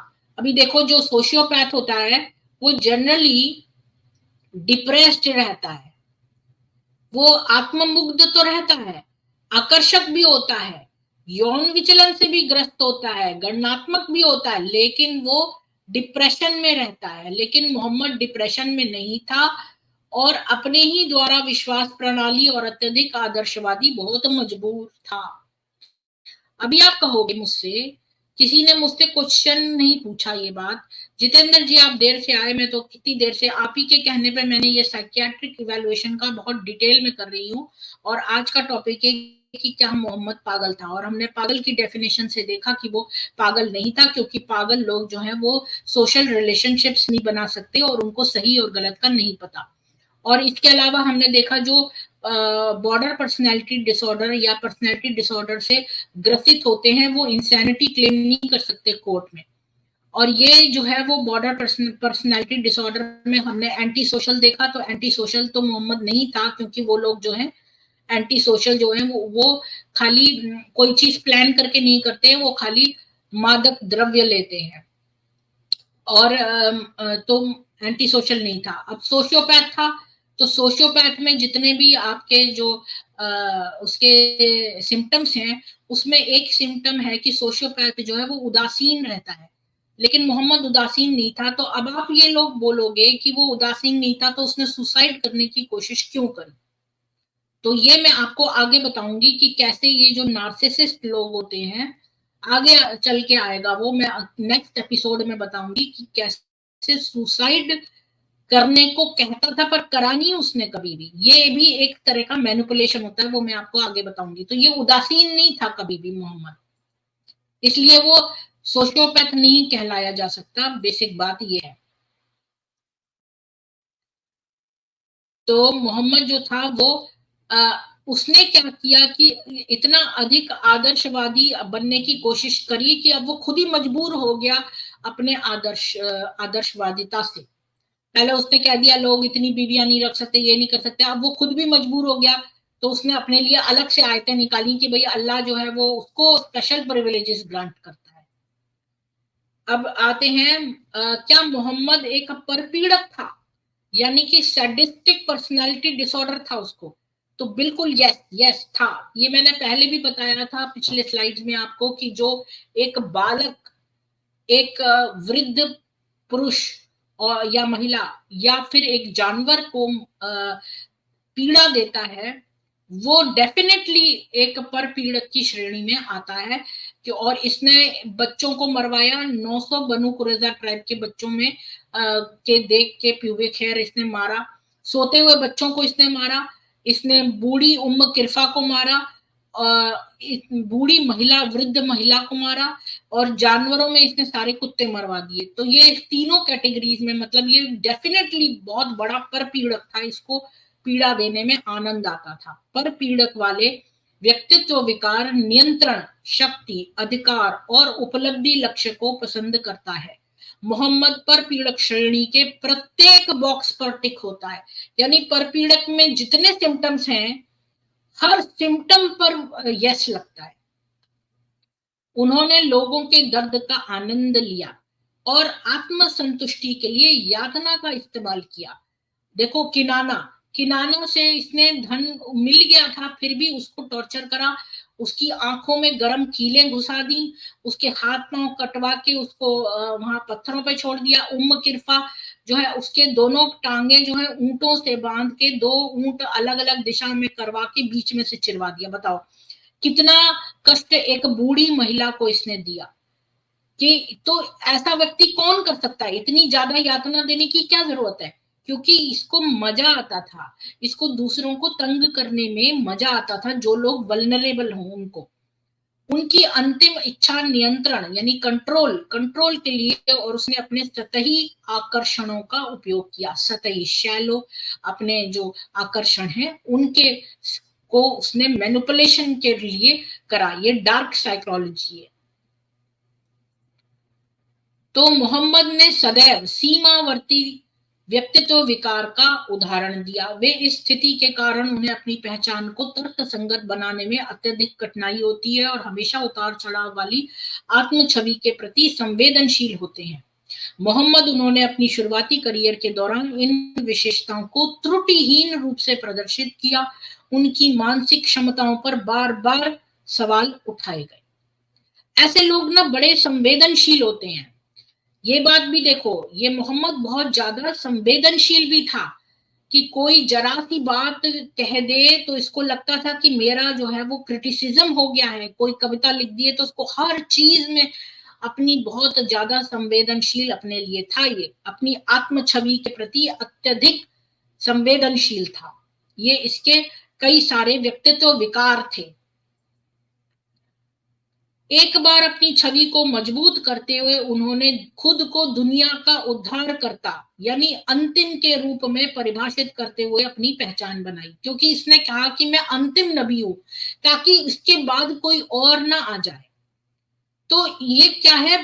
BPD यानी बॉर्डरलाइन पर्सनैलिटी डिसऑर्डर, जो अत्यधिक सामान्यकरण विश्वास को साझा करते हैं। मोहम्मद ने एक नियम का प्रचार किया कि अन्य लोग या तो सभी अच्छे हैं या सभी बुरे हैं, पर ऐसा रियली में लाइफ में नहीं होता।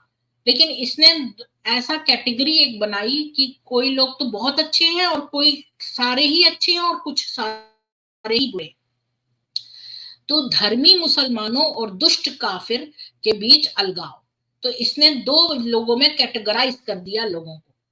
ये अत्यधिक अनुचित क्रोध के प्रवृत्त थे, मतलब ये इसको अनरीजनेबल एंगर आता था और उनका पालन पोषण किया गया था। गहन व्यक्तित्व लगाव केवल रिश्ते को अचानक त्यागने के लिए, अपनी पत्नी सौदा को तलाक की धमकी देना, ये सब दशा के सूचक हैं। मतलब उसको अचानक से गुस्सा खूब तेज आता था। मोहम्मद बहुत ज्यादा अपने लिए संवेदनशील था और उसके हिसाब से एक्सट्रीम थी। कोई बहुत ही अच्छा एक तरफ है, कोई बहुत बुरा दूसरी तरफ है।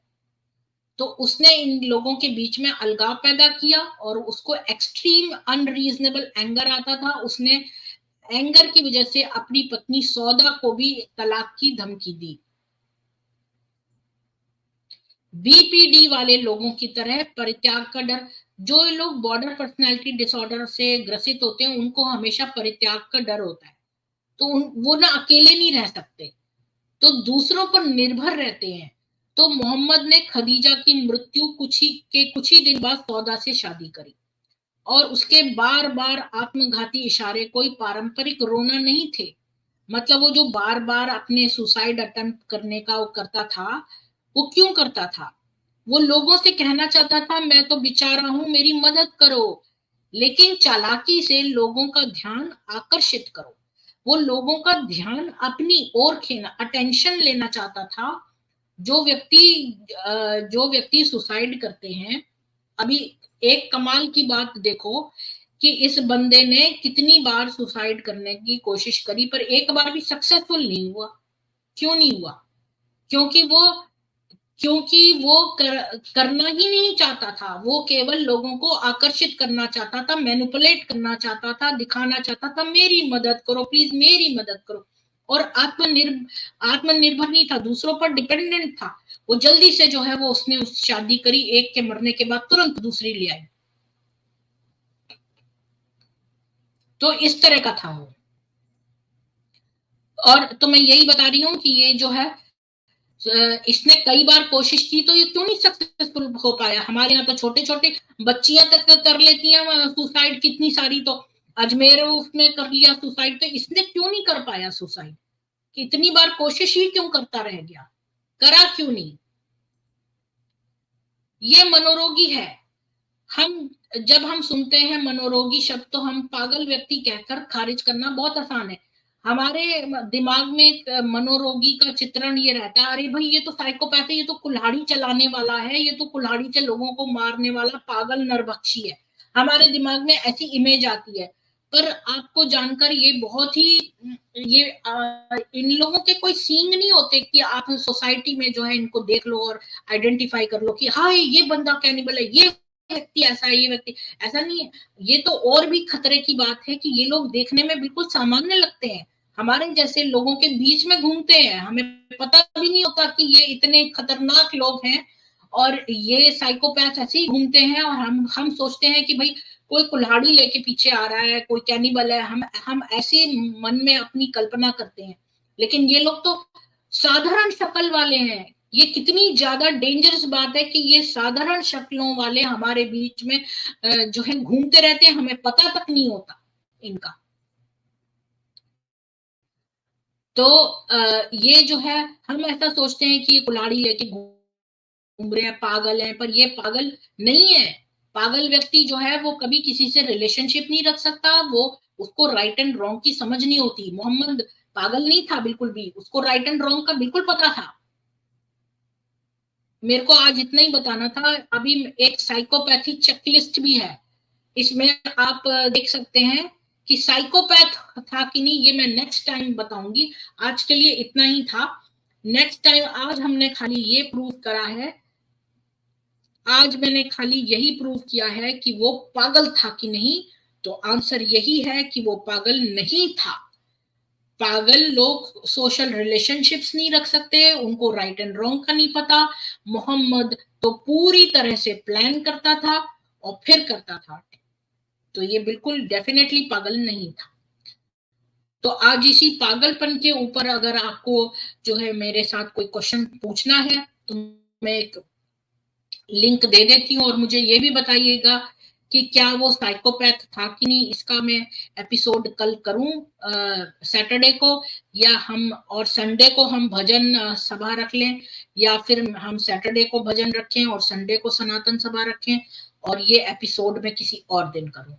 तो प्लीज मुझे लिख के बता दीजिए कि आप लोग क्या चाहते हैं। और मैं इस एक लिंक दे देती हूँ और इसको उसमें डाल देती हूँ पिन कमेंट में।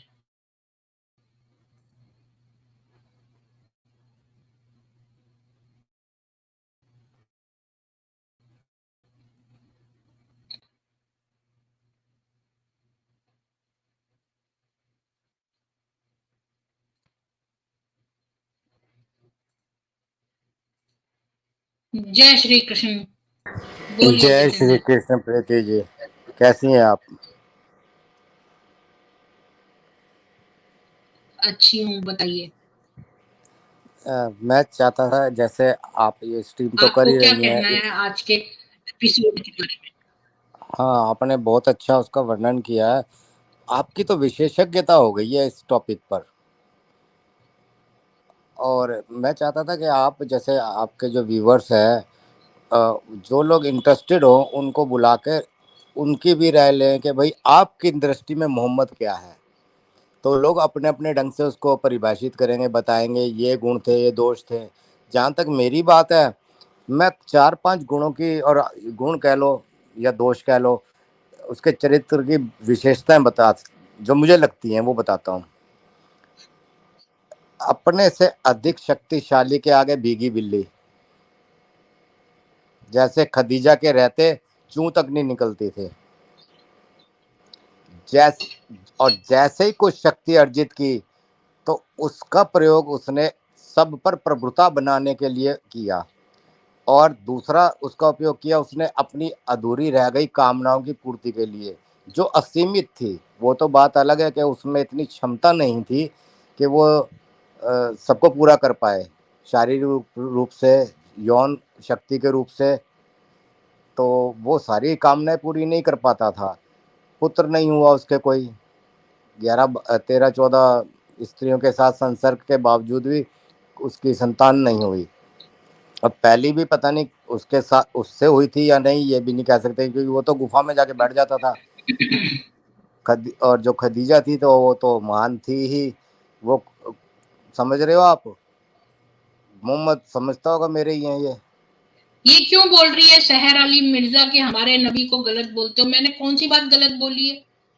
मैंने कौन सी बात गलत बोली है? अरे ऊपर आके ये पैनल पे बताइए। कुछ लोग नहीं आ हैं जो सकती तो सही नीचे से लिख के बताओ।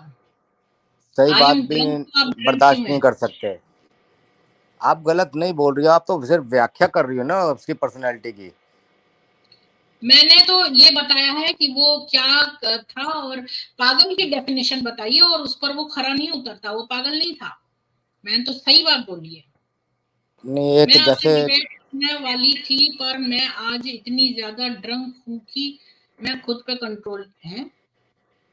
वाह वाह, ये तो इस्लाम की खूबसूरती है। ड्रंक करती जो नबी ने मना किया था, और फिर कह रही है कि मेरे नबी को गलत क्यों बोलते हो। अबे तुम नबी की बात खुद नहीं मान रहे। उसने शराब हराम की और तुम पी रहे हो, और दूसरों को कह रहे हो कि नबी को गलत ना बोलो। अरे तुम तो कर रहे हो, करके बता रहे हो कि नबी की हुक्म मदुली कर रहे हो। अब ये तो देखो ना, कह रही है मैं ड्रंक हूँ आज बहुत ज्यादा। कमाल की बात है ना। अच्छा प्रीति जी, वो एक किस्सा हुआ था जिसके बाद मोहम्मद ने कहा था शराब अब कोई नहीं पिएगा। तो वो किस्सा उसकी बेइज्जती से जुड़ा हुआ था। किसी ने शराब पी के उसको बड़ा सुना दिया था कि तू वो हमारा तो खिदमतगार रहा है, तू हमारे यहाँ नौकर था और तू अब हमारे ऊपर हुक्म चलाएगा। कुछ ऐसी कहानी थी। जी। वो जिससे कुछ पहले जिससे पहले मैं बोरा जी पे आऊँ, मैं इनको पहले लेती हूँ। एक महिला है, मिश्रा जी। आर, बोलिए। जय श्री राम। जय श्री राम। जी बोलिए। आपका माइक अनम्यूट है, बोलिए। आर मिश्रा जी बोलिए। हेलो। नमस्कार हाँ दीदी जी। जी, जय श्री राम। आवाज आ रही बोलिए, है? आप पहले बताइए। आपका बहुत स्वागत है, मैं बोलिए। एक तो मैं आपको बधाई देना चाहूंगी। जी, किस बात की?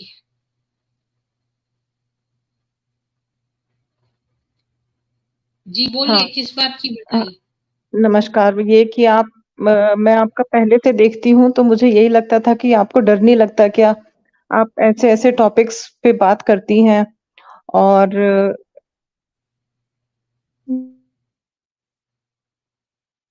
आपकी आवाज तो अच्छी आ रही थी, अभी बंद हो गई। ओके ओके, अब आ रही है ना? जी आ रही है। हाँ। हाँ। जी बोलिए।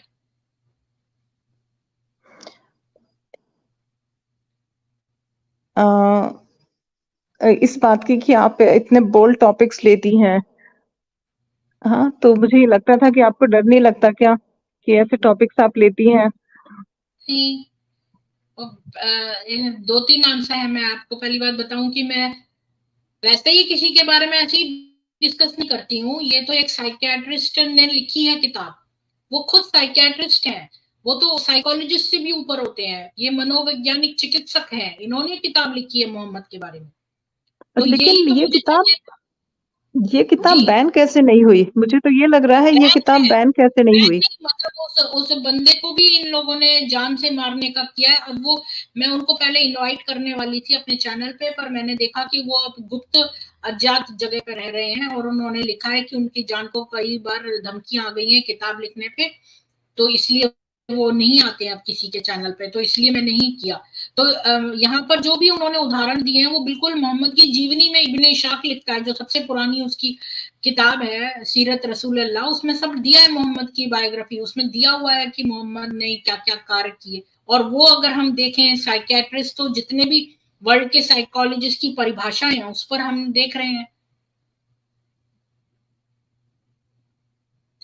तो दूसरी बात ये है कि आर मिश्रा जी, मेरे को कोई डर नहीं लगता। मुझे खुद भी कई बार ये लोग जान की धमकी दे चुके हैं। देखिए, हिंदू तो मरते नहीं है, उनका तो पुनर्जन्म हो जाता है।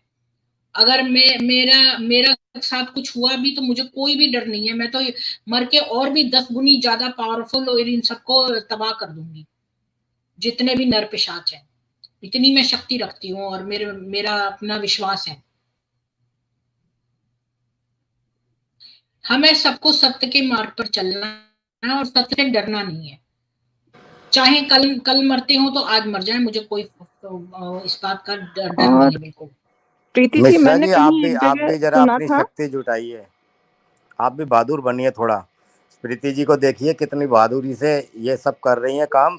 यदि हम जुल्म के खिलाफ नहीं बोलेंगे तो जुल्म अपने प्रीति वही जी, है ना, राक्षस बड़ा होता रहेगा। हाँ, जितना नहीं राक्षस के नहीं, पास आप जाओगे पता हमेशा लगेगा वो छोटा सही होता रहे। जा रहा है।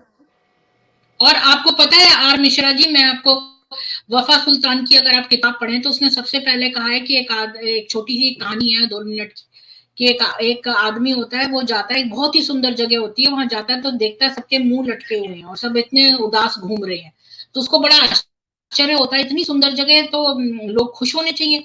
तो वो इशारा करते हैं, बहुत ऊंची पहाड़ी होती है, उस पर एक बहुत बड़ा राक्षस बैठा होता है, इतना विकराल और इतना विभत्स कि सब देख के डर जाए। तो वो जो उसकी वजह से लोग सारे जो है उदास थे, तो वो सोचता मैं इसको मारूंगा, लोग उसको मना करते हैं।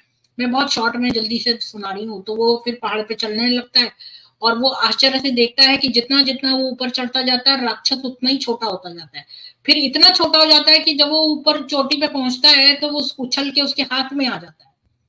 तो वो कहता है तुम तो नीचे से इतने बड़े लग रहे थे। तो उसने कहा कि मैं ही डर हूं, मैं दूर से बड़ा लगता हूँ, पर जब कोई कॉन्कर कर लेता है, शुरू में उसको डिफिकल्टीज आई पर्वत चढ़ने में, क्योंकि उसको कई बार लगा मैं वापस लौट जाऊं, इतना बड़ा भयंकर काम मैं कर रहा हूँ, लेकिन फिर भी वो हिम्मत नहीं हारी, वो चढ़ता गया और एंड में जो है वो उसने देखा राक्षस उसकी हथेली में आ गया, छोटा सा रह गया। तो यही है, अगर हम डर का सामना करेंगे तो हम देखेंगे कि ये सारे जो टेररिस्ट हैं, ये सारे एक्चुअली में चूहे से भी छोटे हैं। ये सारे, क्योंकि हर ऑपोजिट चीज है, जो जितना बड़ा टेररिस्ट होता है उतना ही वो डरपोक भी होता है। तो ये इतने ही डरपोक हैं ये। तो हमें बस जो है इनसे डरना नहीं है। हम्म। मैं आपको एक घटना बताता हूँ, इधर ये नॉर्थ दिल्ली की घटना है। 500-600 लोग ना, कुछ के हाथ में तलवार भी थी और पत्थर भी थे, वो बहुत पत्थर बरसा रहे थे मकानों पे। आप समझ जाओ कौन बरसा रहे थे। तो जब वो बरसाते रहे, आगे बढ़ रहे थे, तो अचानक से सिर्फ 4 या 5 लड़के वो निकले घर से, एक घर से, और उन्होंने वो फेंके हुए पत्थर पलट के जैसे ही मारने शुरू कर दिए, वो 500 भाग गए। क्योंकि कुछ लोग भीड़ में आके मारने की क्षमता दिखाते हैं, परंतु जब पलट के उनको पड़ती है ना, तो फिर वो अपने पर पत्थर कौन खाना चाहता है। दूसरी प्रीति तरफ जी, से एक जब चीज पड़ते मुझे हैं। और बतानी थी हाँ कि जी। ये मैंने कहीं पे पढ़ा था कि मोहम्मद जो था, जब when he was young he was abused, he was sexually abused. तो बोलते हैं कि उससे भी उनके उसमें साइके में जो उनका बिहेवियर है उसमें वो अफेक्ट कर रहा था। तो जो आगे की उनकी जो चीजें की वो भी उससे अफेक्टेड हुई थी। तो ये भी एक जी पॉइंट है उनकी पर्सनालिटी में। ये मैं अभी आऊंगी, अभी तो मैंने पहला एपिसोड किया है, तो मैं आपको बता दूं कि जितने भी आप सीरियल किलर्स देखो, बड़े बड़े बदमाश देखो, उन क्रिमिनल्स देखो, अपराधी देखो, उन सब की लाइफ में वो अब्यूज होते हैं। ये अब्यूजर अब्यूज का साइकिल है, पर इससे हाँ उनका अपराध क्षम्य नहीं हो जाता। मतलब कि हर व्यक्ति के पास चॉइस होती है कि वो उस साइकिल को कंप्लीट करे या एक डिफरेंट रास्ता चुने। तो जितने भी अब्यूज्ड हैं वो फिर अब्यूजर बनना न बनना ये उनके हाथ में है। उन्होंने ये मार्ग चुना और उस अब्यूज की साइकिल को कंप्लीट करा, तो ये एक्सक्यूजेबल नहीं है। एक बात और है कि एक लड़की उसकी फोटो बना रही थी, उसने उसका कत्ल कर दिया। ऐसा क्यों करते हैं? अगर आप बहुत खूबसूरत है तो आप चाहेंगे जगह जगह आपकी फोटो हो, लोग आपको हाँ, प्रेज वो तो करें, मैंने आपकी बहुत बार तारीफ करें। बताया हुआ है। वो तो तो बोना उसने मोटा ऐसा था, हमारे पास हदीस है, तो वो तो कुरूप था। ये तो हदीस ही मैंने कई बार डिस्कस करी है, बोना और मोटा था वो। जी वीपी भोरा जी, जय श्री राम, बोलिए। जय श्री राम। जी मोहम्मद मोहम्मद कोई पागल नहीं था, वो एक गैंगस्टर था। उसने अपनी गैंग बनाई और दुनिया को दुनिया पर उसने राज करने की कोशिश करी, लेकिन वो चलिए, मर आपका गया। शो अच्छा लगता है प्रीति जी। बस मुझे टाइम नहीं मिलता है देखने का, लेकिन जब भी मैं ऑफिस से आती हूँ और टाइम रहता है, मैं हमेशा देखने की कोशिश करती हूँ। जी, अपने आज तो जितने मैं भी मिलने वाले हैं ना, उनके जो है सेल फोन लेकर उस पर मेरा चैनल सब्सक्राइब कर दीजिए चुपचाप। जितने भी हम्म। आपके मिलने वाले हैं, तो सबके पास आएगा रिकमेंडेशन। जी बोहरा जी, ओके कंटिन्यू ओके, करिए। ठीक है। आजकल ओके, सुनिए सुनिए थैंक बोरा यू। जी, एक मिनट। आपसे मेरी हमेशा खटपट हो जाती है, पर आज आपने जो दो लाइनें बोली है ना, उनसे मैं पूरी तरह सहमत हूँ। कौन सी दो नहीं, लाइन? खटपट की बात। जी बोहरा जी, कंटिन्यू। उसने वो कोई पागल नहीं था, उसने एक गैंग बनाई, लोगों पर अटैक किए और ऐसा जहर पिलाया कि मेरे पास अल्लाह आता है, ये करता है, वो करता है, इतना अंधविश्वास फैलाया। लोगों ने जब दुनिया जान की बात पूछी, ये चांद सितारों की बात पूछी, तो उसने कहा धरती प्लेट है, ये चांद सूरज घूमने वाले हैं। मतलब ऐसे ऐसी गप्पे मारी उसने। उसके बाद में उसने अपनी अय्यासी के लिए मन गढ़ंत बातें करी। हाँ और उसके बाद में उसने क्या किया कि ये दीन है, ये हमेशा रहेगा, ये अल्लाह का दीन है, और इसके मेरे बाद में ये बारे बातें सारी खत्म, ना कोई अल्लाह का दूत आएगा, ना कुछ, कोई नहीं आएगा। जी उसको मानने वाली पागल है। मैं तो ये कहता हूँ कि उसको जो मान रहे हैं आज के लोग, वो पागल है। नहीं, वो भी पागल उसको नहीं है बोहरा जी, हम ये नहीं, वर्ड पागल है, साइकोलॉजी वो के हिसाब से पागल है। देखिए, और जो पागल किसको सियाने, कहा जाता है? पागल किसको कहा जाता है? पागल व्यक्ति जो है, ये एक साइकोलॉजिकल टर्म है, हम लोग बड़े लूजली इसको यूज करते हैं, जो कि गलत है। पागल वो व्यक्ति है जो रिलेशनशिप नहीं बना सकता, और इसीलिए जो है हम मैडम जी, ये मौलाना पागल पागल नहीं है, पागल मौलवी पागल नहीं है। मौलाना मौलवियों की जो बात मानने वाले, वो नहीं, सारे वो पागल है। पागल नहीं है, ये कोई पागल नहीं है। मैं आपको बता रही हूँ कि पागल की परिभाषा क्या है। आप ये देखिए ना, पागल किसको कहते हैं। मैं ऐसी वैसी बातें नहीं, गप्पे नहीं लगा रही हूँ। मैं आपको साइकोलॉजी से बता रही हूँ कि साइकोलॉजिकल स्टडीज में परिभाषा क्या है पागल की। और मैं स्लाइड देख रही हूँ कि कौन सी वाली स्लाइड थी।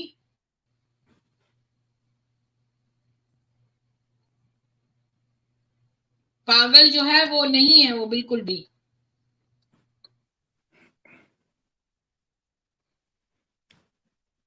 कम से कम दिमाग तो सही नहीं है उनका, पागल है कि नहीं है, क्या परिभाषा उसके क्या। पागल उसको जो कि राइट रॉन्ग का डिफरेंस नहीं समझता और किसी के साथ रिलेशनशिप नहीं रख सकता, वो पागल है। ये डेफिनेशन है और साइकोलॉजिस्ट की पूरे प्रीति वर्ल्ड जी, में। ये रिलेशनशिप अपनी मतलब के लिए रखते हैं, नहीं, अपने पर वो मतलब पागल के लिए कैटेगरी रखते में हैं। नहीं आते बोरा जी। बोरा जी, ये पागल कैटेगरी में नहीं आते हैं। मैंने अभी पूरी तरह से एक्सप्लेन किया है। हम अब पता और नहीं कोई हमको नई तो कैटेगरी आ जाएगी, जी नई जी, तो थैंक उसके यू बौरा जी फॉलोवर जो है वो नई सुनने के लिए। कैटेगरी वाले हैं। और बोलो जी, बौरा जी ऐसे थैंक यू लोगों के ये लिए क्या एक शब्द बात है, करें इनके लिए, ना ये धूर्त। ज्ञान की बात मानते हैं ना विज्ञान की बात मानते हैं। जी ये धूर्त शब्द इनके लिए ठीक है, धूर्त, धूर्त। नहीं, मैं मक्कार। आज ये बातें नहीं कर रही हूँ बौरा जी और जितेंद्र जी, मैं केवल साइकोलॉजिकल टर्म्स यूज कर रही हूँ।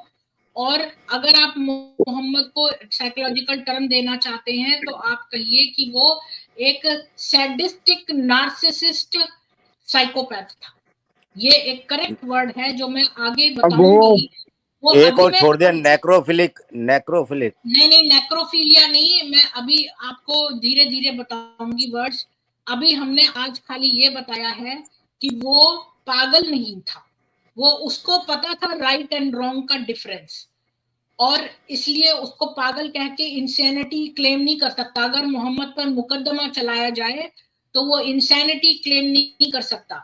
जो लोग जो है बॉर्डरलाइन पर्सनालिटी डिसऑर्डर से ग्रसित होते हैं वो कभी भी इंसैनिटी क्लेम नहीं कर सकते कोर्ट में, और उसको बॉर्डरलाइन पर्सनालिटी डिसऑर्डर था।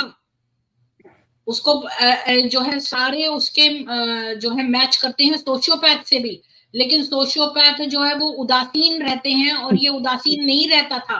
हालांकि इसने कई बार कहा कि मैं सुसाइड करूंगा, सुसाइड करूंगा, इसने कभी नहीं किया सुसाइड, क्योंकि ये सुसाइड नहीं करना चाहता था, ये कोई डिप्रेस्ड नहीं था।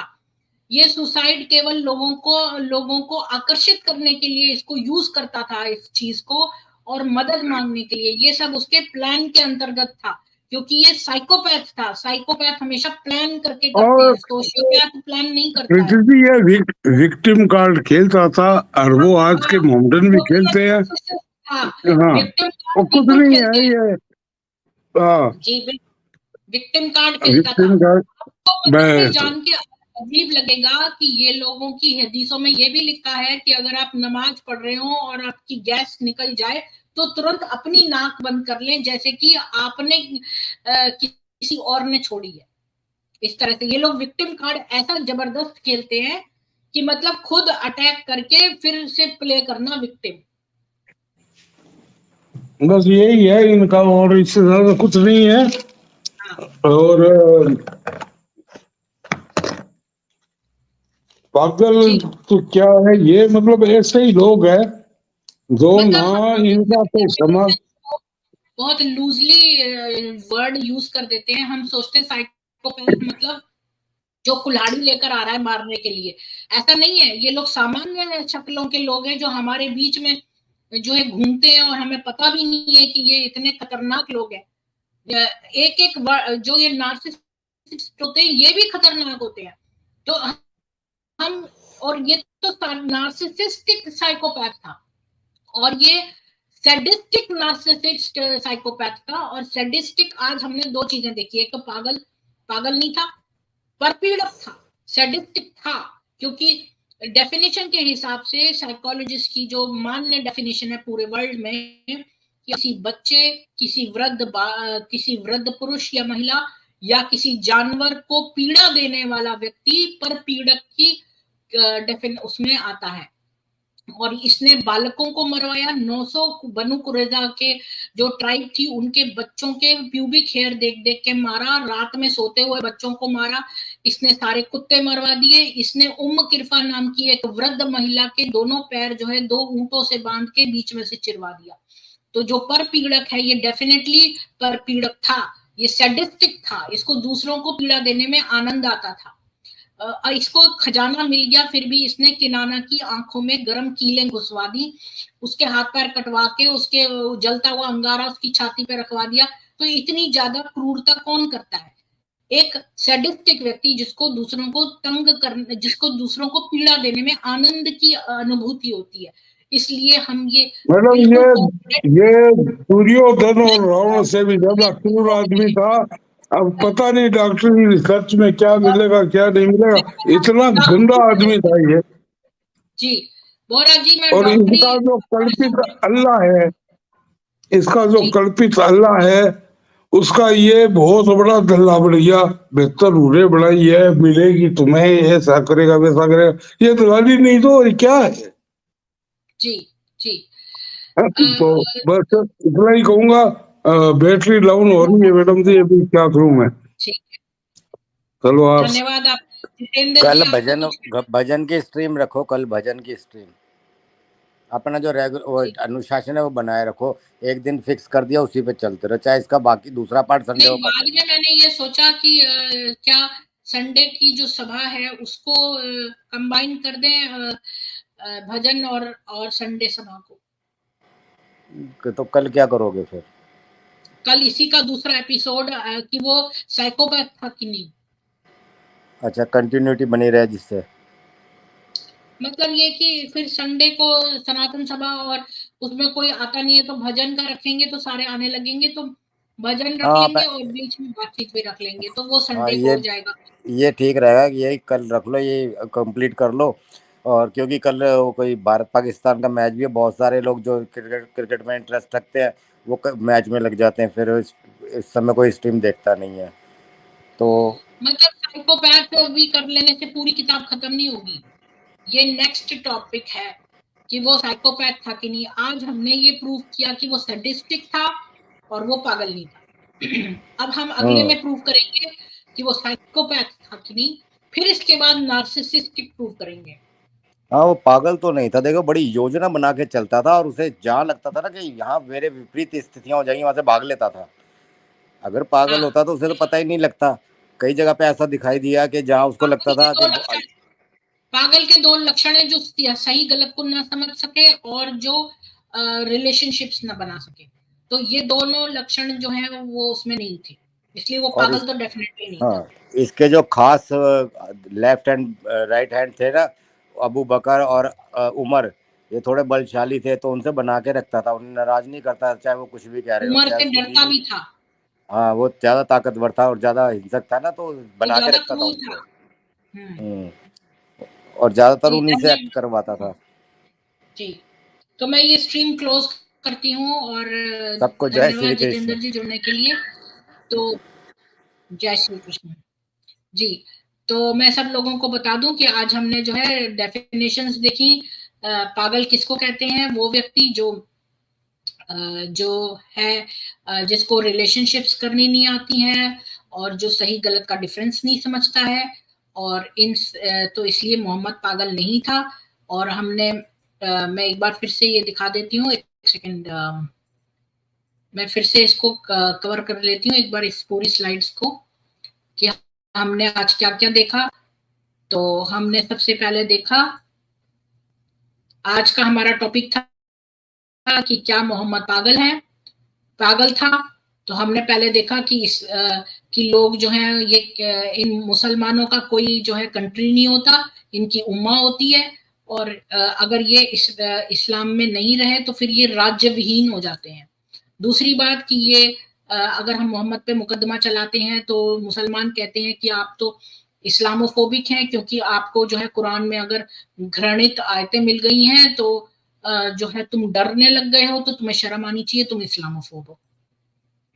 तीसरी बात ये कहते हैं कि अगर आप इस्लाम को नापसंद करते हैं तो आप कट्टर हैं। ऐसी मूर्खतापूर्ण बात है ये। और ये कहते हैं कि काफिर जो है वो अज्ञानी है। और कई लोग कहते हैं कि देखो वो तो जिहादी है, सारे मुसलमान तो टेररिस्ट नहीं होते, लेकिन जो ये थोड़े से टेररिस्ट भी हैं, इन लोगों ने 300 मिलियन लोगों का तो जो है वो कर रखा है, उनको तो मौत के घाट उतारने का प्लान कर रखा है। तो इस्लाम जो है वो एक मोहम्मद का बनाया हुआ एक कल्ट है। इस्लाम जो है वो समर्पण, इसका अर्थ है सबमिशन। और एक षड्यंत्रकारी घमंडी आदमी ने इसको प्लान के तहत तैयार किया है। मुसलमान कौन है? अल्लाह का बंदा है। कई लोग कहते हैं कि बहुत सारे मुसलमान दयालु और अच्छे हैं, लेकिन उनका धीरे धीरे आपको जानवर का स्वरूप सामने आ जाएगा। राइट एंड रॉन्ग जो है, अगर हम सब तरह से देखें तो इस्लाम जो है वो वैज्ञानिक तरीके से ऐतिहासिक, पुरातात्विक, तार्किक और सार्वभौमिक तथ्यों का जो है उसमें खंडन करती है, इसलिए इस्लाम एक झूठ है। कुरान जो है उसका उत्पत्ति अरबी शब्द इकरा से हुई है, जिसका मतलब है सुनाना। इसके 114 अध्यायों में मानव जाति के नियति पर अंतिम और महत्वपूर्ण अधिकार माना गया है। और पूरे कुरान जो है वो क्रोनोलॉजिकली गलत है। मक्की आयतें बड़ी अच्छी हैं, मदनी जो है वो बाद में आई, तो वो पहली वाली मनसूख हो गई हैं, तो सारी उग्रवादी जो आयतें हैं वही ट्रू हैं। ये एक चालाक उपकरण है। इसमें भय, फियर से संबंधित 300 आयतें हैं और प्यार की केवल 49 है, और वो भी नेगेटिव प्यार की हैं। और इन्होंने जो है इंसानियत को दो तरह में डिवाइड कर दिया है, मुसलमान बड़े अच्छे हैं और बाकी काफिर बुरे हैं। और इसमें 164 आयतें जो हैं वो ये बताती हैं कि काफिरों को कैसे दंडित करो और युद्ध के लूट को कैसे जो है वो बांटो। मोहम्मद जो था वो मनमौजी और पाखंडी था, और उसको एक बड़ा अच्छा रोल मॉडल कहा गया, लेकिन वो और दूसरी बात, इनका जो मौदूदी है उसने कहा है कि कुरान जो है वो एक क्रचिस पे है, वो बिना हदीस के कुरान अधूरी है। हदीसें क्या है? ऐसी किताबें हैं जो कि जिनमें की आयतें 6 हैं किताबें जो सियासत्ता बोलते हैं उनको, और वो उनका नरेशंस जो है बैक मोहम्मद के जाता है।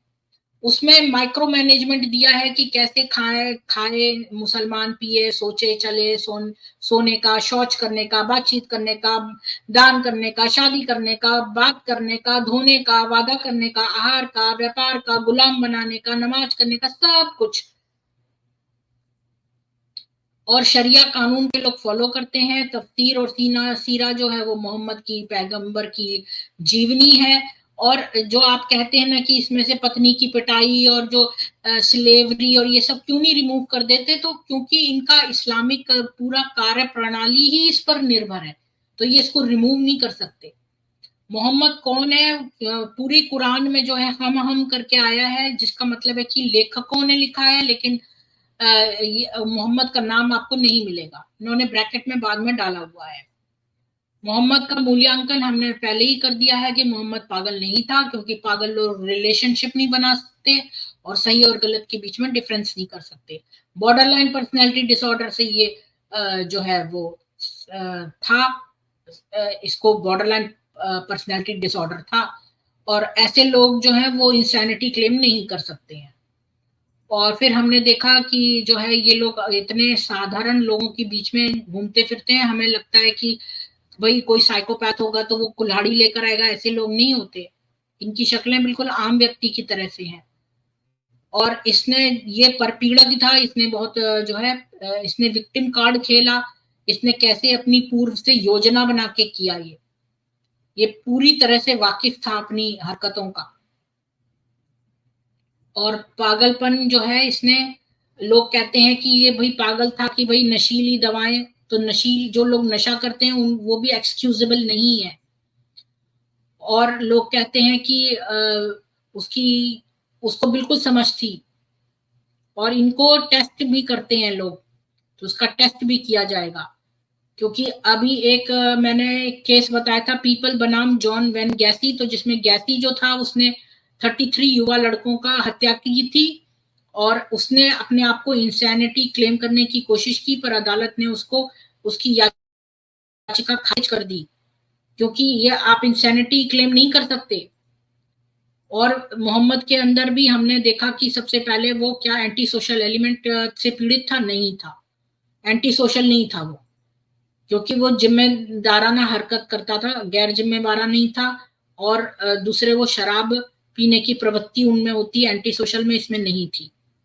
वो सोशियोपैथ था, बहुत तरीके से था, लेकिन वो उदासीन नहीं था।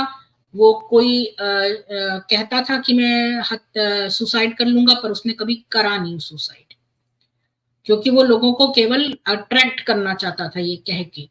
वो डेफिनेटली एक सैडिस्टिक था, क्योंकि उसने बच्चों का, बूढ़ों का और जानवरों का कत्ल किया। और शुरुआती कैरियर में जो है उसने, और मोहम्मद बहुत ज्यादा संवेदनशील भी था, वो बहुत हाइपर सेंसिटिव था अपने लिए, और वो बॉर्डर पर्सनैलिटी डिसऑर्डर से भी संक्रमित था, और बहुत ज्यादा क्रोध आता था उसको। ऐसे लोग जो हैं दूसरों पर निर्भर होते हैं, इसीलिए वो खदीजा की मौत के बाद ही उसने सौदा से शादी कर ली। बस इतना ही मैंने आज जो है बताया था। अब हम देखेंगे कल कि वो साइकोपैथ था कि नहीं, उसका देखेंगे कल। तो आप सब लोगों को जय सनातन वैदिक राष्ट्र।